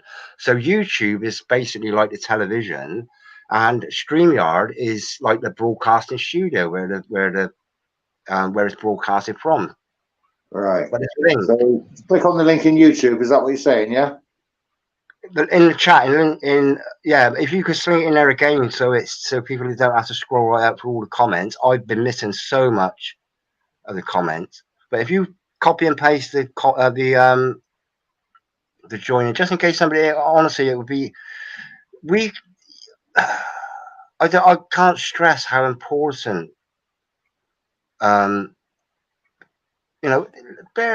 about this. What are you going to do when somebody says, and I'm not saying this will make a difference, having a chat on this little live stream. I'm not saying that at all. But if somebody said, well, you had the opportunity to say your piece, and why have you kept it in here? It doesn't, even if it's just a hello, that comes out. That says that's an hello to the world. I exist. Listen to me because I'm important. And I'm pointing at you lot out there, Rob. All of them, everybody. The power of the voice is frequency and vibration. Tapping on a screen, this tapping on a keyboard is it's not generating the energy that you have, that anybody's trying to get across. It's not generating an energy. It's tapping, and people are reading it. Yeah. But the voice is so powerful. They say it. God said, "Let there be light," and everything that was there. Everything existed. Scouse tunes, la la la. Honestly, the voice, and you cannot. Energy can either be created or destroyed. Which all we're doing is recycling God's energy, recycling or reusing. I don't say recycling. It's just going through us. It's going through us, and out the mouth as a frequency and a vibration. And that vibration travels in the walls. If the window's open, it will travel out forever. Yeah. And that have you heard of conspiracy music guru Rich? Because he talks about vibrations in music and the hertz that music is put out at. Yeah. It's beautiful. Go on. I was going to say he makes it very clear that sometimes they use frequencies which can actually damage and be harmful. Yeah. Which is quite scary, really. Well, look at 5G, Rob. It's all frequency and vibration. That's all it is. Yeah. Everything's frequency. Everything. An atom is frequency and vibration. Everything is made of atoms. Air is made of atoms, frequency and vibration. This is what I was on about. In fact, I actually didn't finish this the last time, but I did go a bit off topic. So it was but when I was on about God's frequency and vibration, okay, and he said, "Let there be light," and there it was, bang, okay, yeah, and everything created has this unique frequency that differentiates it from something else, like Rob, Richard. They sound too different. Why do they sound different? Because there's different frequencies and different vibrations. Yeah. Now, this is a theory of mine. With all the introduction of when radio came out, even Morse code. I hope I didn't say anything horrible then. Everything is like now we're dealing with 5G. I got a notification on my phone today. And this is quite important. This. But all these frequencies that are that makes me angry. That buzzing around the sky, frequencies and vibrations for 5G, 4G, 3G, 2G, 1G, radio. They're clashing with God's frequency. This is what they're doing. They're agitating God's initial frequency that created everything. That's the battle. That is one battle. It's the battle of energies, the battle of frequencies. That is part of their agenda, is to fuck us up. It's always fascinated me, like talking about vibration and frequency. Like when you put the stand on the board, and it forms different patterns and shapes according to the sound that's coming out. That is absolutely incredible. Yeah, yeah. And you get beautiful you get like beautiful symmetry, don't you? With you know, like, is it 4-3-2, something like that? No, 5. Sure. Oh, I got a couple of videos that I recorded. Is it 4? I think there was 4-3-4. Now Adolf Hitler changed the frequency of his speeches to 440. It's something like that, because 440 was like an angry, manipulative. It manipulated something in people's minds. It just changed it. That different frequency has such an effect, and Hitler did it with his speeches to rebel up the, you know, these people that couldn't say, listen, right, one little piddling country wants to take over the world. How are they going to do that then? They've done it with he managed to rile up. He managed to rile up on the whole nation to try and take on the rest of the world. These like people that are like you and me, and everybody in the chat. They you know, what they want to do is, you know, oh, I want to go. Yeah, I'm German. I want to go to England. Well, what do you want to do in England? Well, I want to go on holiday. I want to sample some English pubs. But no, apparently, according to Adolf Hitler, we're going there to murder everybody. No, we want to meet your culture. That is when it's left to you. When it's left to you, I can't do this. When it's left to you, when it's left to me, when it's left to David, Dave, Debbie, Bon, Paul, Scouse Tunes, Skyer Tunes, Paul, all the people we know, Rob, that we know have got a beautiful art. We know it. It's easy to sense. No, we don't want to go over there and beat them up and kill them and murder them. We want to go over there and shake their hands and just have a little bit of their fish and chips. Culture. You know, culture, exactly. You know, just see the different scenery, to see the different. Well, we were so lucky in Britain. I reckon we were one of the luckiest countries in the world on earth because of the climate we get. It's so diverse. It's like with wars, isn't it? Wars. Who is it who decides we go to war? It's not the people. It's a government says we're going to war. You talk to 9 out of 10 people would say, I don't want to take up arms and fight. If it was left to the public in every country, 9 out of 10 would say, I'm not taking up arms. But because the government have the army and the forces in place, they are ordered to go to war. Oh, absolutely, yeah. It's my job. And what do? People go into the armed forces because they're shuffled into it from school, from the indoctrination. Oh, you'd be a good murderer, you. You'd be a good pilot. You can just go and drop bombs on people and not have any conscience because you ain't seen the carnage you left behind. Yeah. You know? And I watched it. It was fourth. Oh, Dave Ollie there. Dave, come in. It was 4-3-2, making it discordious, weaponized music. Absolutely, everything beautiful that God created, they have weaponized. They weaponize any good invention. They'll weaponize it, like Tesla's stuff. What was his name? I've got a book of his here. I can't remember his name now. I can't remember it. But yeah, they weaponize all wars, a bankers' war. Absolutely, 100%. You know, and why? Because firstly, war makes money,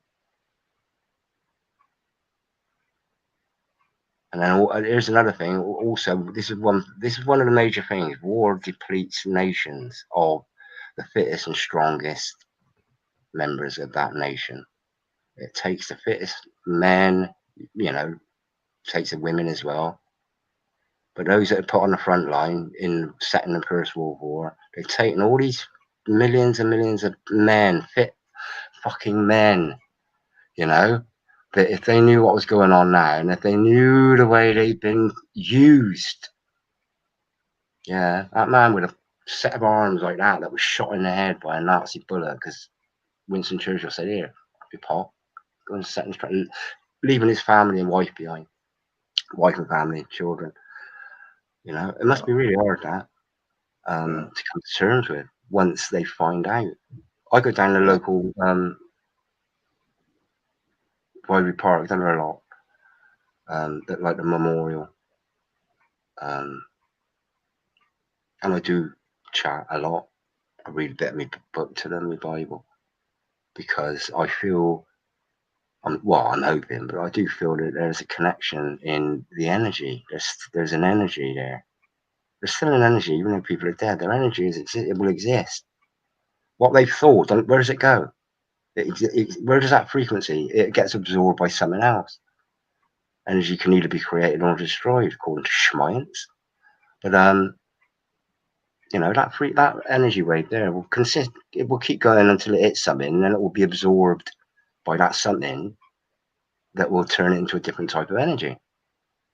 But the initial words and the initial soul, these people didn't know when they're sitting wherever they're sitting, if they're, you know, or when they do arise, to know that we have been shafted and used by the bankers and by politicians. How many politicians can actually go to war and stand at the pointed end? None of them. You know, how many kings and queens, you know, go and fight at the pointed end, and they become kings and queens because, hey, they're like the village elder, aren't they? They're reliable, and they don't mind putting their life on the line for their community, like your village elder. That's what we need back. We need that concept of village elders back. You don't vote a village elder in. A village elder just just happens. It's, you know, the person that is most respected in a community becomes a village elder, and he ain't gone, oh, I want to be a village elder, put a cross in this box. No, people go to you because you are the best at a certain thing. There's the elder of farming because he's the best farmer. There's the elder of building dry stone walls because he's the best at building dry stone walls. The elders came out of respect for the person, not, you know, who's got the best spiel, you know, to win an election. No, everything is done by action. Their actions. Wars are not won on the battlefield. They're won in the minds of men. Hence the term government, mind control. Yeah, yeah. Do you want to come in, Dave? I should have posted. I've posted the link up again. It should be up on the YouTube page. Wars are won on the battlefield. Lives are lost on the battlefield. And here's another thing. Here's a thing that harkens to my most testing of my anger, and that is child abuse. How many orphans did the world wars create? How many orphans in this country, Britain? How many orphans were moved, and how many children moved out of the big cities like London and Bristol, out into and Liverpool, Manchester, all these places that were hotspots for being blitzed, were moved out into these communities in the middle of nowhere, like Father Tom. Is that a film? Shaw, that fella Shaw. He played Inspector Morse. What was his name? Something Thor. John Thor. Uncle John Tom. Thor. Yeah, there's a film, Uncle Tom. Yeah, a cracking film. It's a brilliant film, but if you consider there's an old man. Now, I'm not saying he was a paedophile or anything like that. I'm just saying children sent, and this was a real thing. Children were sent out to people that lived in the countryside. There's no accountability. we're at war. You know, they could have, oh, yeah, little Tommy there. Where's he gone? Well, if I tell the truth, he's under the patio. But if I tell a lie, he got killed by a Nazi sniper. And he's gone. Can I have another one? That is how it, that is it. It's feeding a system that feeds, we know what they feed off. They feed off of adrenaline of other people. You know, they feed off of fear. They feed off of fear. They're there, you know, they're getting all excited because the whole country got locked down and everybody's at their window. You know what? They're away partying. They got fined 20 quid, according to Matthew. 20 quid. That's mocking. That's biblical, that is. I like to read this because this, to me, is what they're doing now. I mentioned earlier on, Rob, didn't I? We had a little brief chat about we were on about how they need to expose the truth somehow. So we got about consent, but now because we're near that time, we're near the end time. We're not far off it. It might be, I don't know, it might be 100 years, but we're not far off it. We're at a point in this book, and there's this Psalm 1, and I said to you, did I say to you? I might have used it Sunday actually. I'm quite fortunate that I've actually stumbled. I've been gifted finally a house church that contains people that know what we know. Right. They know. Because the majority of people in churches these days, I think, just go to church as a regular weekly thing, and they think that's all that's required to be a Christian. Absolutely, absolutely. But I've ended up in a little group of beautiful people that praise Jesus Christ at every moment they can. And I've got this gentleman's whose house it is, and who invited me, who I met. His grandson and I was sat next to him, and he's like 32, I think. And I mentioned that in the Church of England church, St Mary's in my town, it's a massive church, Church of England, and I got in there. I videoed this, but I need some more information to edit into the video. But I gone straight to the Bible. I can't remember what translation it is. It might be something like New Extended Version or something like that. I can't remember what it was. But they missed out. They've taken out of this book. They've taken out Revelation 13, chapter 13, verses 16 to 18. They don't exist in that book. They don't know about 666. They don't know about the mark of the beast. None of them are aware of it. They're shielded from. So when I went up to the Persia, I think, and I had a chat with him. I got on tape as well, and I said to him, "Are you familiar with why are they why is that missing out of there? Are you familiar with the mark of the beast and the 666 and all that?" He said, "Not really. You didn't know anything about it." So none of them got an idea of the concept of not being able to buy or sell. Yeah. It seems like they're missing a lot of information, and that you should ask questions in that case. You know what I mean? Oh, I did ask questions of it, but he ain't interested. He wasn't interested in it. He had accepted what whoever oversees the Church of England is it the Archbishop of Canterbury? Is he Church of England overseer? But whoever oversees the Church of England has said, "Listen, we'll use this version. We'll whip that out." And now we've got this is why I don't know what to call it. It's just like this. What should we call it? Like the state church or the it's you know there's got to be something satanic about it if they're taking away the word of God, isn't there? Well, yeah. You know? That's what people say. How can you define like the true religion? Well, the thing is, religion, I think, has been the cause of many wars, and people have lost their lives over religion. It's all about Jesus didn't say you have to be part of a communal gathering of excuse me, of a religious sect. Oh, yeah. You said it's an individual thing. Yeah, you'll need that. It's an individual thing. It's all about what's in here. Yeah, and whether you want to accept Jesus as your savior, and more importantly, living your lifestyle as best you can in the way Jesus led his life. That is the true definition of a Christian: to be Christ-like, do your best to follow in his footsteps. You know, it's nothing. There's no hard shit. People abide by the common law. You know, don't kill, don't steal, don't cause offence, don't cause harm. You know, people quite. There's nothing wrong with that if you live life just by that. You know, there would be nothing. There would be no wars. There would be no negativity, and everybody would have a role to play in society. Everybody will be happy. Everybody will be equal.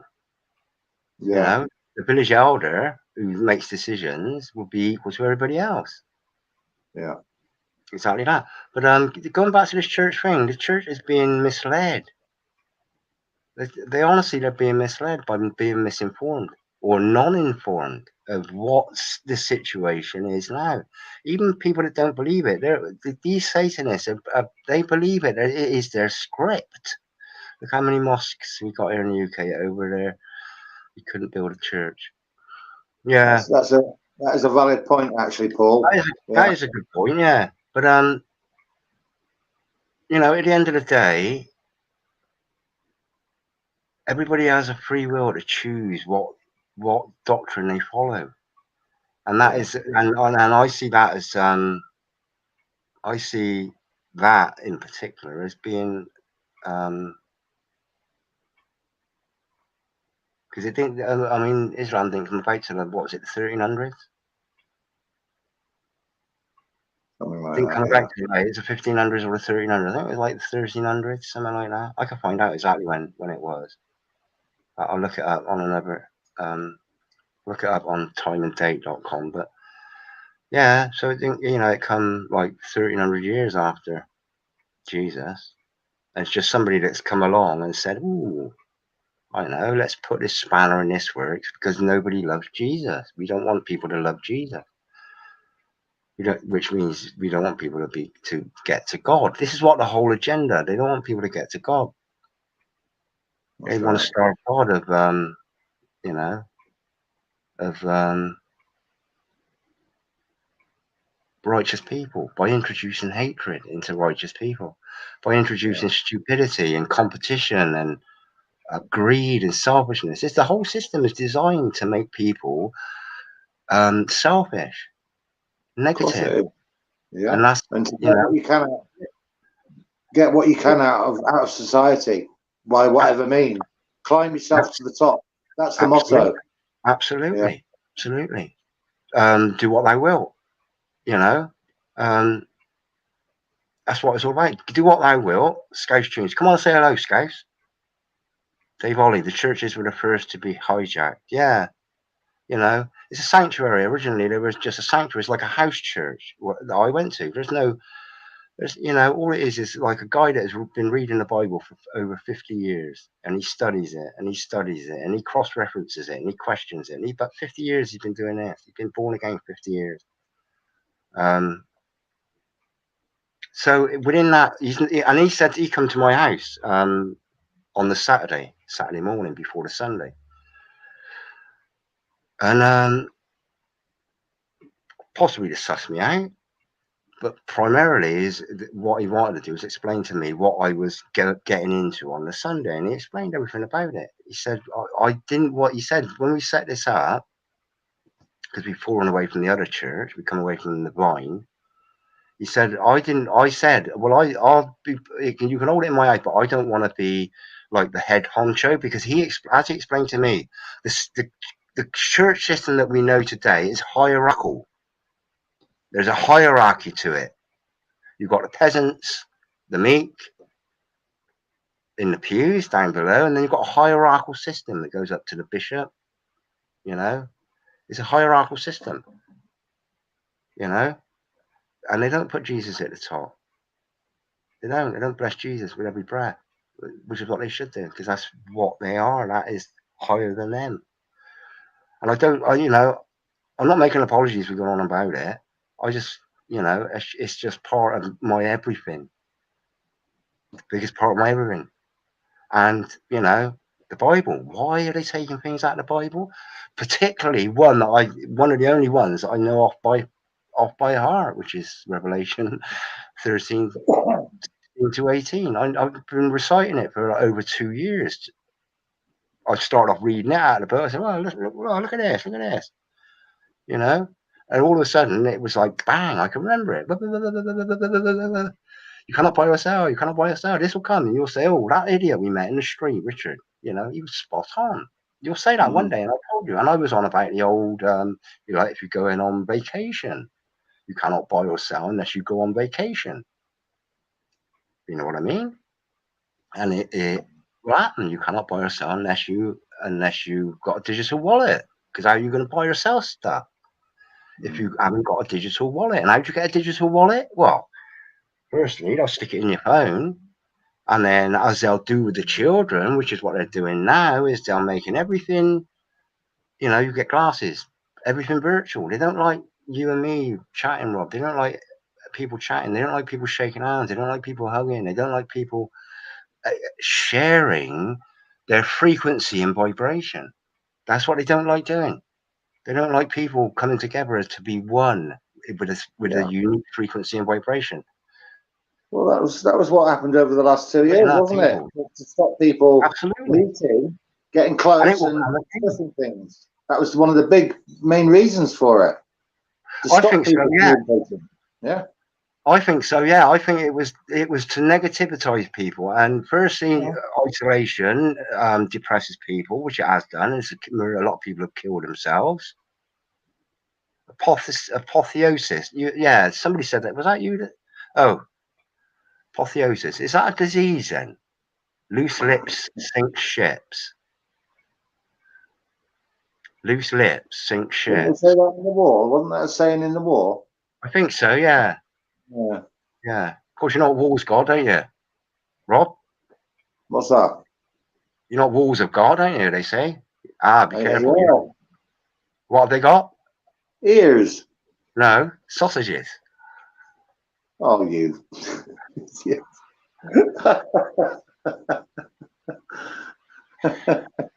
Honestly, you've never had a sausage until you've had an Adams. Do you remember that advert?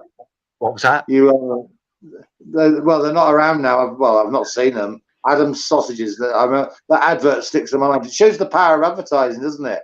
You've never had a sausage until you've had an Adams. Yeah. That catchphrase. Yeah. It's all designed to keep your mind, you know, and it works. It does, yeah. And here's the thing. I probably know more song lyrics, more songs lyrically, and more adverts lyrically, and more, you know, expressions lyrically than I do the Bible. And I've only just thought of this. Now, perhaps that is part of that agenda, is to draw people away from realizing and from being involved with the truth, and everything is involved. We know everything is about taking people away from God. It is, isn't it? Yeah. Everything. Of course it is. From fucking Glober to you know, giving people the idea that, you know, cutting your wanger off is a good idea because you like wearing a kilt. Ooh, you might like this then, a bra. Ooh, I like that. Yeah, everything's just making people ungodly, and it's people are susceptible to well, temptation really, but to ideas. Oh, try this, try that. Yeah. Bon's made a good point there. If you want to know the secret of the universe, well, it's not a secret because we know God created it. Our Earth, not what people associate as being the universe, where space is infinite. Tesla energy, frequency, and vibration. Well, we were discussing that earlier.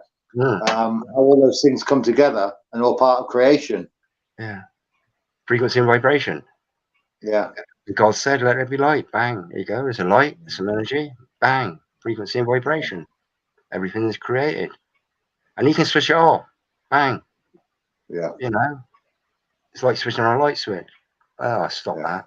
I don't know now. Shh, bang. Here you go. You. I always think, you know, he must be looking down on his creation now, yeah, and thinking he must feel so sad about how. How can he? He knows what's happening. He knows what's going to happen, Rob. He knows what's going to happen.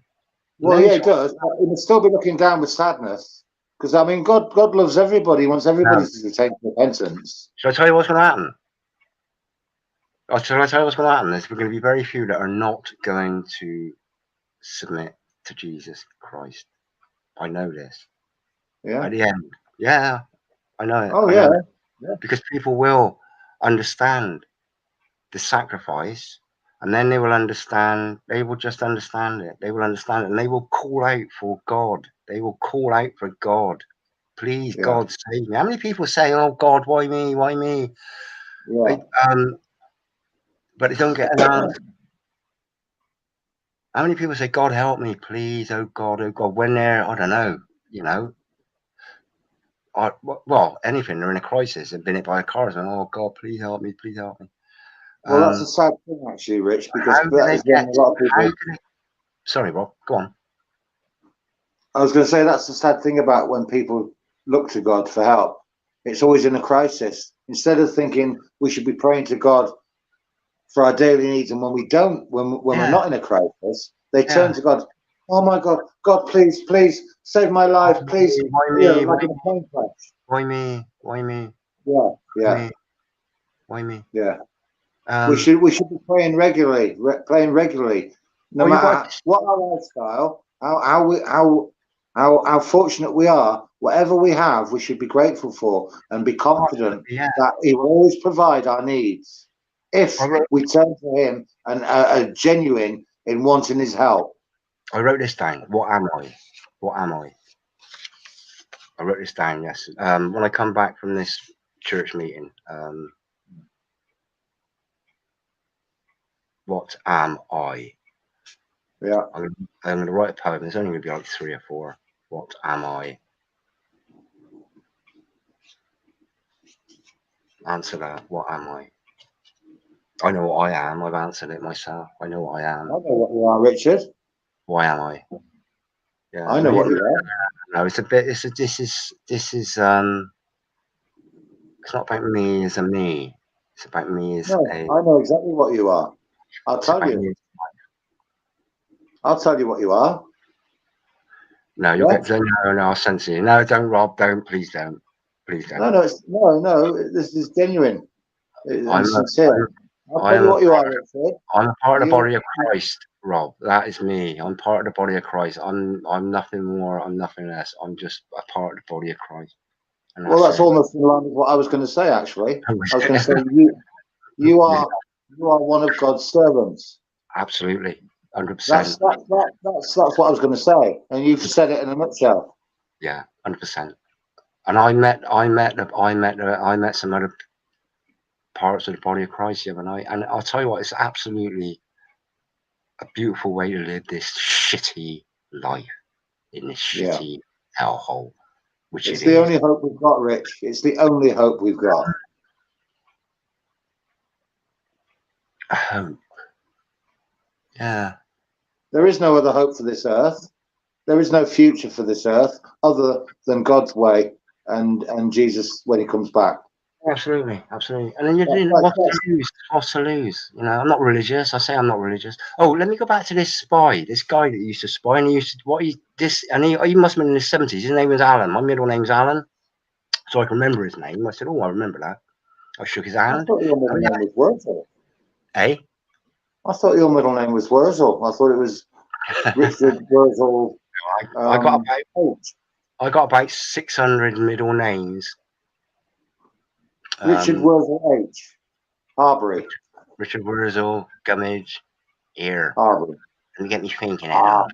Harbury.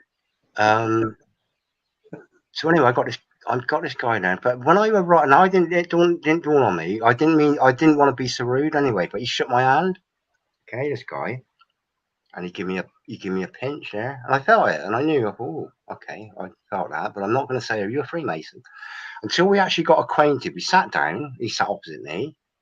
His wife was there to his left, to his right. I was sat next to this host's grandson. Anyway, we got talking about things. I explained. I said, you were inquiring about me because I was a new one there. And I said, well, I'm a stonemason, not a Freemason. And he said, and then he started going on about things. I said, are you a Freemason? Then I asked him, I said, are you a Freemason? He said, actually, no, I'm not. I said, I was curious because of your handshake when I first went in. So it did log when people do that. He said, yeah, I do it on purpose. I do it on purpose. Yeah, I do it on purpose. Freemason. But listen up. He told me that he was what he used to do is he used to spy on Russian Morse code. So he used to decipher Morse code during the war. Some war or some conflict, maybe the Cold War. We didn't go into it, but this is what he used to do. And I said, God, that must be really hard, that. Translating Russian from Morse code. He said, no, I didn't translate it. All I did was just had to tap, and then it went somewhere else, I think. But he said I could read a book, listening to this Morse code, he said I could sit there and read a book, and it just used to be automatic. I used to, he just used to type out, but that was his spy role, was to spy in on Russian Morse code. Right. So, but it was fascinating. But I met this, honestly, it's like, it is a gift. It was a gift from God. And I said it to him. I said to the host, Derek, he's called Derek. I said to him, it's moved me up. It's moved me into a hub. I said, this is what I needed. I needed a hub because I haven't got a church, because I don't trust the church. I don't put my faith in the church as the system it is today. There's nowhere I can go. Apart from one church I went to, the tiny little church.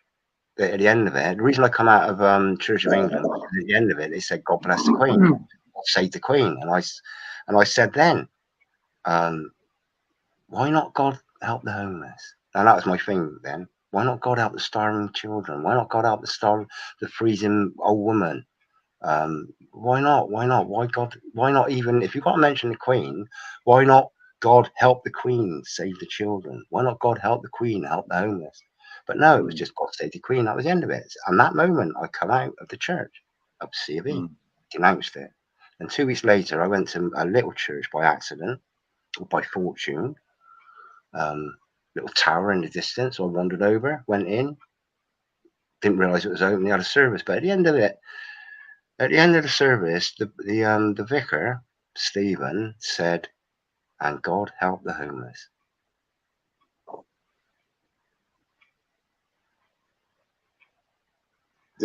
Big difference. Well, he picked something that 2 weeks before that had taken me out of that church there. It taken me out of that church. I denounced C of E because that was the first thing. It was always that was the first thing on mine, because I was involved with the homeless, doing outreach. And I said, why not God help the homeless? That was the first thing I said. Then it was, why not God help the old age pensioners, or the freezing old age pensioners?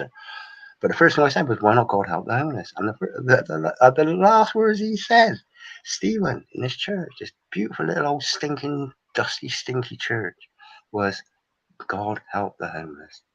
And that for me was like, Richard, here's a gift from God. This is what you wanted. It's not coincidence, because I get too many things like that happen to me now. Yeah. They're simple things, Rob. They don't cost money. They don't. It's not blazoning me with any sort of glory, or, put me on a pedestal, or give me a fast car, or a bigger house, or anything. Yeah. It's simple words and meeting people to me, everything is a gift. Richard, please, I know this will make you happy, says God. Richard, have this. And it does. It blows me away. Money can't buy these things. Honestly. Nothing in my life that has happened. I absolutely adore my job. I adore being a stonemason.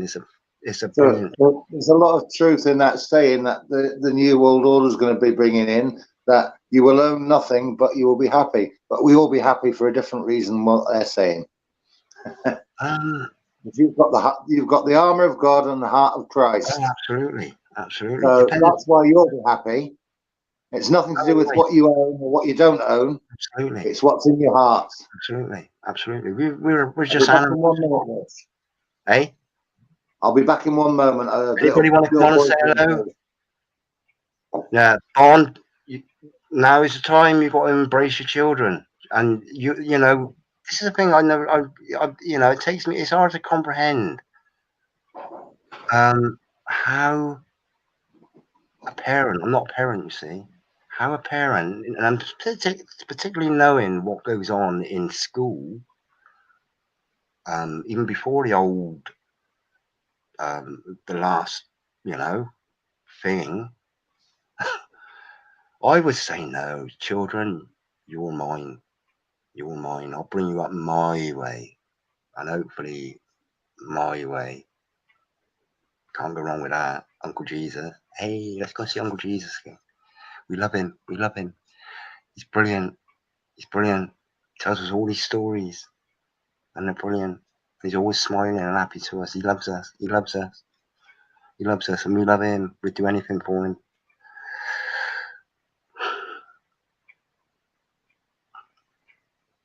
Why are they taking him away? It's obvious.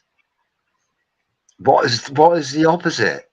Is what they're giving us. They're giving us the opposite as the option. It's not even an option. You've got to go to school, and you will be taught like this. There's no option. Now is the time to say, listen, the system from everything, from left to right, everything, even the NHS. I will never go to the NHS again. I'll die before blood transfusion. What? I'm going out of my way to not have a vacation, and you want me to have a blood transfusion where you can't say, well, you know, yeah, we don't know whether that's special blood. Yeah, schools are like prison. Once they're in, they'll keep them. They'll keep them. And the parents will be just eradicated, useless eaters. They only want the children. They'll get rid of me. I'm 57. Rob, he's even older. You know, useless eaters. You and me, Rob. Useless eaters. Oh, Richard, I've got an itchy nose. Sorry about that. Yeah, I mean, Rob, I've only got one nostril as well. That was rude. That meant, yeah, well, I can do that because I've only got one nostril. Yeah. Bless you. But, bless you. But the scripture that stands out to me, Rich, you know what we were saying earlier about different religions, different how you can sort the good or the wheat from the chaff. Yeah. The Bible says, by their fruits you will recognize them. Yeah. Look at what they're telling you. Look at what they're saying. If it's contrary, anything contradicts the Bible. Yeah. Then you know it's wrong. You're going down the wrong path. Absolutely, yeah, absolutely. Nobody can argue the Bible. Out there. There's so many churches out there that teach things that the Bible doesn't teach. They put their own thoughts, their own ideas in it, and pretty much changing what the Bible says. Yeah. You know, and that's what you have to be careful of. Oh, absolutely, yeah, yeah. This is why the house church I went to was like a revelation for me. It was sort of like, when I said Derek, this gentleman's name is. And when they sort of got like about half a dozen of them from this grapevine church, and when he explained to them how they were being misled, it clicked with them. It's just a small handful of these people that were there, and it clicked. All of a sudden, it clicked, as it did with me. That there was falsities in the teaching that the mainstream churches were giving, and it's driven so many people away from God, Rob. Yeah. Because of the false teachings, and they think that, you know, God's an evil man and this and that. No, he's not an evil. We got free will. We can do what we want for this short period of time in eternity. You know. Well, God gave us all a brain. to be creative. We were created in his image. He gave us a talent to be able to think and reason. Sheffield Steel, for example, they made knives. Yeah. Now somebody's got the free will to use that knife to cut their steak or the vegetables and eat, or they can choose it to stab somebody. Yeah. So whose fault is that? If somebody's took that knife and stabbed somebody, is it Sheffield Steel's fault for making the knife? And it's the same with God. He put us here with a free will. He gave us a free choice. It's up to us to decide the right course to take. Absolutely. And for us to be able to decide, we need to know the options and the repercussions of the options, and what is the right way, which would be classed as good, is to basically do no harm to anybody else. You don't even have to think about love your neighbor, just do nobody else harm. Or the other way, which is just, if you want what he's got, kill him. That's the other way, and that is the way of the world. That's the way of the world. This world. This is why you. And let me get back to this guy. I've just been reminded what the whole point of that was. He said to me, ever since I was a little boy, he said, I'd never felt that I belonged. This is a guy in his 70s. I never felt that I belonged. And I said to him, do you know what? I'm exactly the same. I never felt that I belonged. I never held a value for money. It's really strange, but I've always been more attuned with like getting up with the sun, and like in the summertime I could work 18 hours a day because the sun was up, because it was daylight, 14, 16-hour days, just because it was part of nature. It's part of the time then when the sun was up, and I could see what I was doing. I didn't need any sort of lights. We have the sun. Make hay while the sun shines. It's exactly that. And as somebody who was a builder and constructor that works outside, when it comes down to all right, you start at 8 o'clock and you finish at 4 o'clock or 5 o'clock.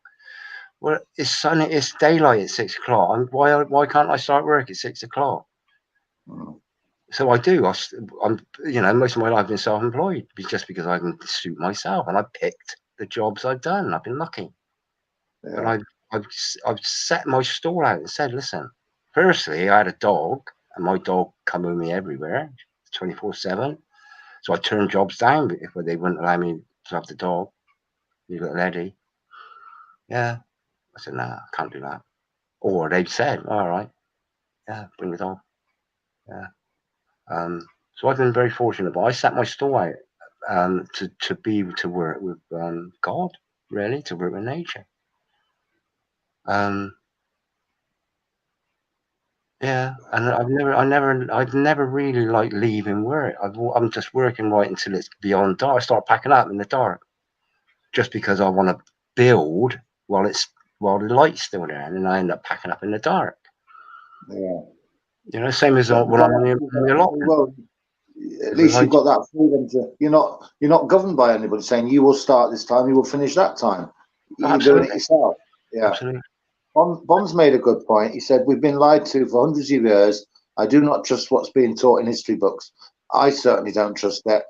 Yeah. And even our Bible is changing. Well, they're trying to change the Bible.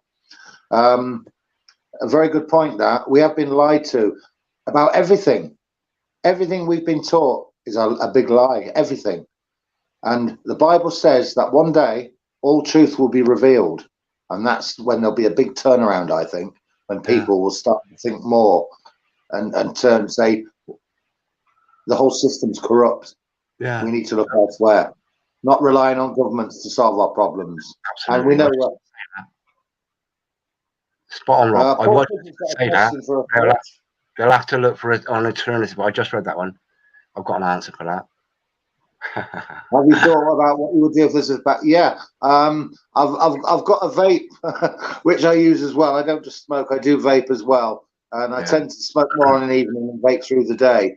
So what happens when you can't buy vape refills? Well, then I'll just I just drink more wine. when tobacco stops being available, I'll give up. Mm. It's Yeah, the me hardest thing I've too. had to give up, really. It's the hardest thing I've tried to give up. And I do try, but and I do. I'm not ready to give it up.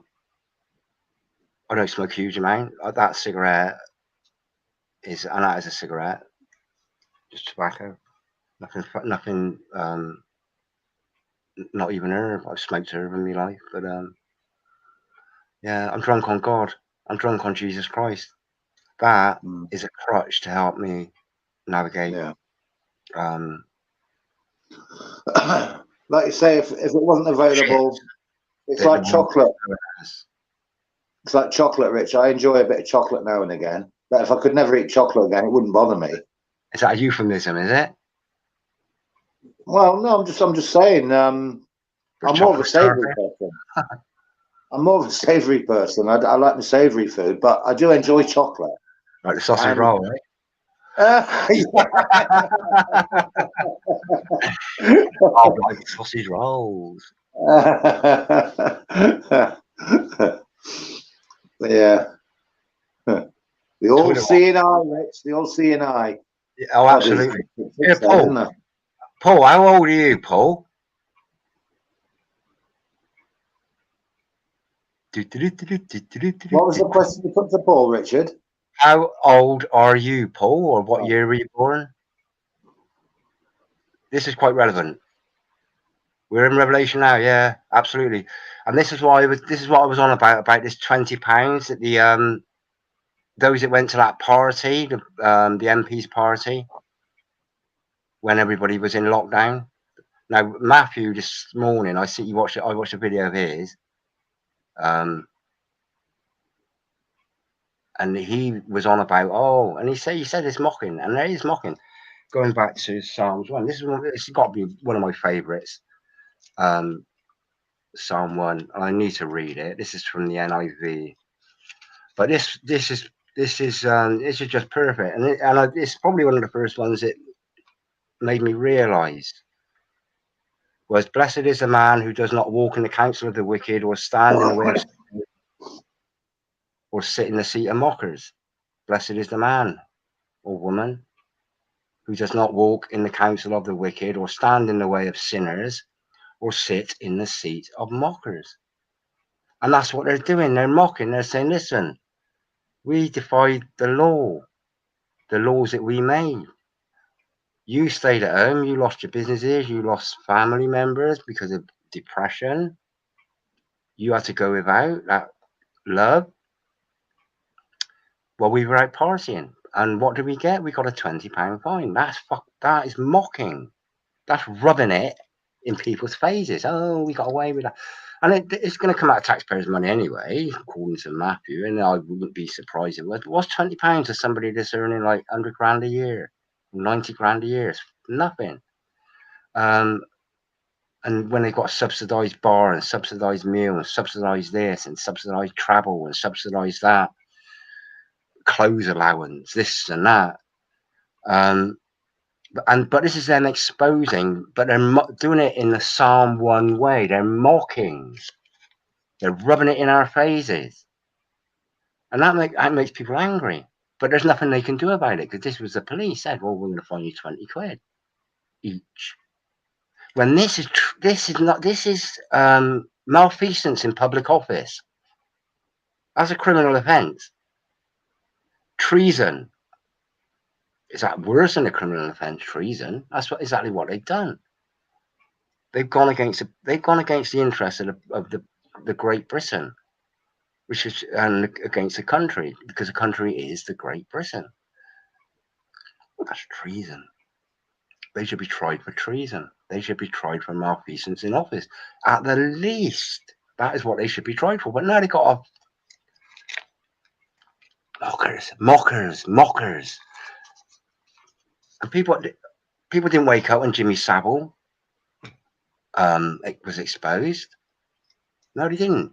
They were outraged for a couple of weeks, and then everybody carried on. And how many people out there are still paying their BBC funding the BBC with their license, knowing that they're still doing this trafficking, and they're still, their news is still full of bull poop.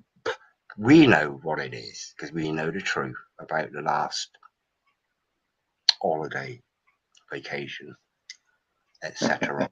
Leading up to it, we know the truth. We know they're lying.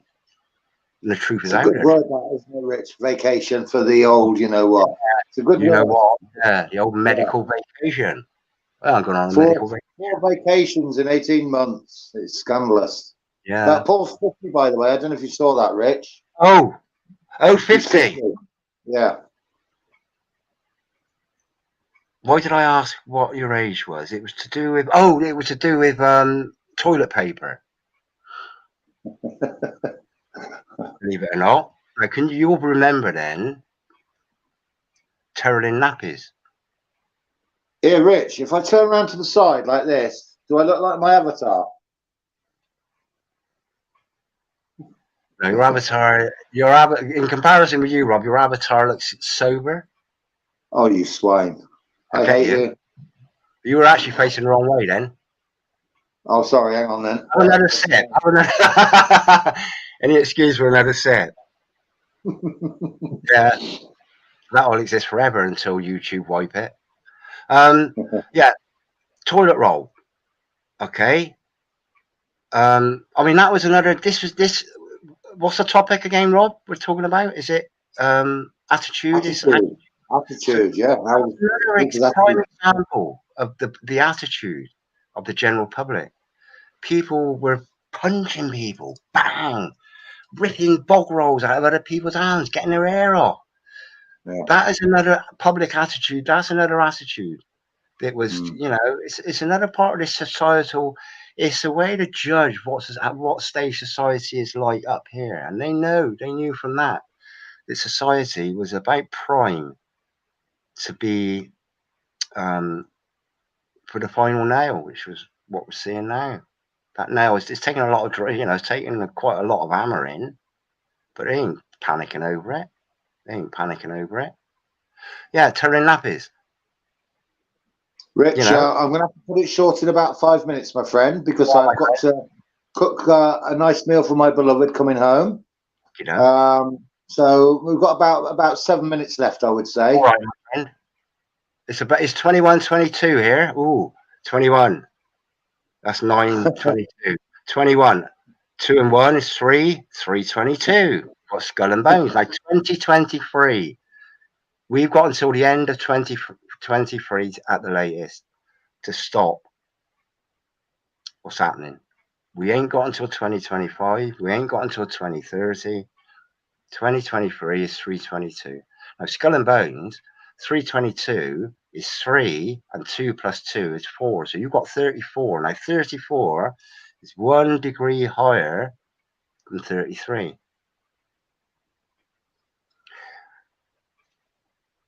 I used to see, and I can see it. I just know it. I just know 2023 is it's 21 months away. The end of 2020. Well, what's happened in the last few years, Rich, has been. I'm sure you'll agree with me on this. Has been a big experiment. No, it's not an experiment. It's not an experiment. See how people react. It's not an experiment. This is the actual. This ain't an experiment anymore. This is the actual. I'm talking about what happened 2 years back. That was an experiment to see the reaction. An experiment, Rob. They knew what was going to happen. They knew what was going to happen. They watched what the big bog roll challenge was their last social experiment to see how the public reacts. I know it. I know it. I knew it at the time. This is like Pokemon. How will public react to you know, virtual stuff? All right, they've gone for it. The bog roll challenge. What is less unnecessary than bog roll? Bog roll. We got Terran nappies. What do you do with Terran nappies? You could have I mean, all you do with bog roll is wipe your backside, and you end up with a smudge, or I do. You just end up with a smudge on a bit of toilet paper, and you bang it down the bog. Well, if you use a Terran nappy, as they used to with babies, now babies could fill a nappy up with stuff that would that can make you puke. You know that, and they would just be washed and used again. This is a stupidity of the bog roll challenge. People went mad over something that ain't necessary, because all you need is, you can wipe your ass with Terran nappies and you bang them in the washing machine or take them down the river. That was When the I was stupid. saying I know that the bog roll challenge was the last social experiment to see how the public would react.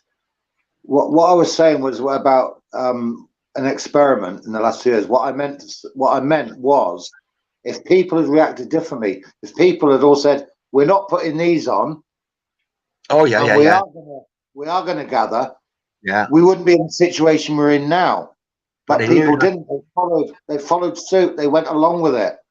So in that sense, it was an experiment to see how people would react. No, they knew how they would react, Rob.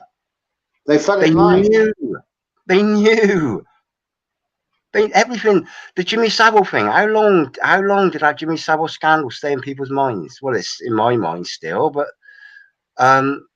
2 weeks and it's done. They know what the public are like. They've been studying them for decades, Rob. And the bog roll challenge was the last to see whether people would act that stupid enough, personally, to go out and spend all their life savings on bog roll. And not preempt the fact that, well, we know the food shortages are going to come. I said it a long time ago. In fact, my beloved up in Wales said to me, "Richard, everything you said was true." And I told her years ago, start, just every week, just buy a few tins, just buy it. And she said to me last week, or not even the week before, we had a conversation. She said, "Richard, you've been spot on about everything." And I said, "I know, it's no mystery. What you've got to do is read the script. Watch the right videos." I've been fortunate that I've watched the right YouTube videos and followed the right YouTube channels that I've been introduced to and seen. The biggest thing was, apart from the institutionalized paedophilia, was the chemtrails. I noticed it. I remember the sky when it was blue and sheep clouds. And then I noticed this well, it was one afternoon, so I told you this, sat out the back. The sky went purple and different coloured purples and odd clouds, and then I could taste metal. I could actually taste it, and I run inside. I took a couple of photographs, which I've gotten somewhere on my computer, and then I knew something's happening there. I knew it, and that was it. That was the thing. It wasn't 9/11 or anything like that. I didn't know too much about that because I went into conspiracy theorists. Didn't know what a conspiracy theorist was, to be honest. Really. So we're getting near closing up time, Rob. It's such a shame. I was just about to say I'm going to have to leave it there, Rich. So thank you very much for joining me tonight. Yeah, Rob, can I, before you lock me off, because we got 2 minutes left before our path. But it's just people in the chat. You might turn around one day and think, "I wish I'd have said something." I don't come on here. I come here with an idea, but between Rob and me, we say, right, we'll pick a subject. Rob had mentioned in his earlier video about the keep forgetting it. See, what was it, Rob? Attitude. That was it. Attitude. And so we just run with that. But whatever spins off of that, everything, nothing's in the mind. There's a few things, but but please, anybody just come on and say hello, even if it's saying hello. It's it's helping everybody. Honestly, it is. Who wants to sit here and listen to me? I do. I do. Well, you do. But I love you, Richard. I love you, Richard. I love you, Rob, and you know that. I love you. I love bananas. Everybody. I love everybody. I'd love to hear bananas. I'm not fed up of talking. I could talk. I could talk for God. I could talk for the universe. I could talk forever. You hate goodbyes, Rich. That's what it is. You hate goodbyes. I hate goodbyes. Yeah. It's never goodbye. It's never goodbye. So it's never a goodbye. It's so exactly. All right. Apotheosis. Is that a disease? Bon, God bless you all. Paul, I got to look up, scroll up through here now. But Dave Ollie,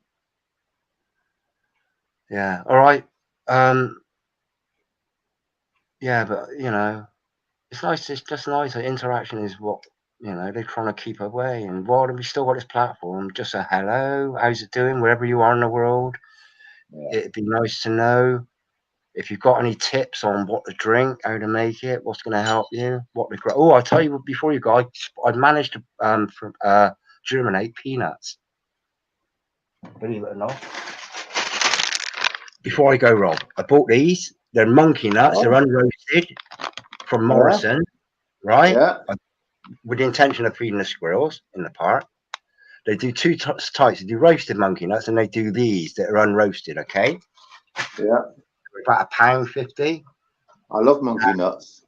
Yeah, but look what I've done. And then I'll leave you in peace. Look at that. Oh, hey. He's growing his own monkey nuts. Good on you, Rich. You see, it's simple as God has given us. God has given us it. All we got to do is plant the seeds. Yeah, exactly. Planting the seed. I'll do a video on my allotment thing because I've got shitloads that I'm growing. But things like pulses and things, if you've got a little bit of space, even lettuce on the windowsill, Rob. If all you got to eat is Soylent Green, mate, and you fancy a bit of lettuce, yeah, to go with your Soylent Green sandwich, which is like a slice of Soylent Green between two slices of Soylent Green, you'll say, "Oh, Rich, that lettuce was nice. That made a nice change from humans." All right, I'm gonna leave you in peace. Switch me off. God bless everyone in the chat. I love you all. I just love you all. Come on. I'm doing a live at some point this week. Might be tomorrow night. If anybody's interested, and I'm not sure the topic. I did think of it, but it's gone out of my mind. Probably just a ramble like this. So it might be tomorrow. It might be Thursday. And we are both hoping to get David Yates in with us at some point, aren't we, Richard? Yeah, absolutely. Yeah, and that weather is a force multiplier. I'll do a video on that, and I'll leave a link. But you need to know what's coming. Control the weather, you control the world, was an expression by somebody. Stay true to yourself. Yeah, trust in God. Thank you, Apotheosis. I don't think that's a disease, George. I don't think it's a disease. Well, I don't know. It sounds like eczema or something. Is it eczema or what do you say? If you're a gentleman, good night all. Good night, everybody. Rob, you got to, you know me. You got to cut me off. I know, and I don't like going because there's so much more I'd like to carry on talking about. But I've got to go because I've got to prepare a meal. So, thank you all once again for joining us. Thank you for your input. It is really appreciated. Yeah, and we will both see you again soon. Okay. Good night, everybody. Good night. Thank you. God bless everyone. Praise the Lord, please. Praise the Lord. Amen. Amen, indeed. Do it. Amen. Do it.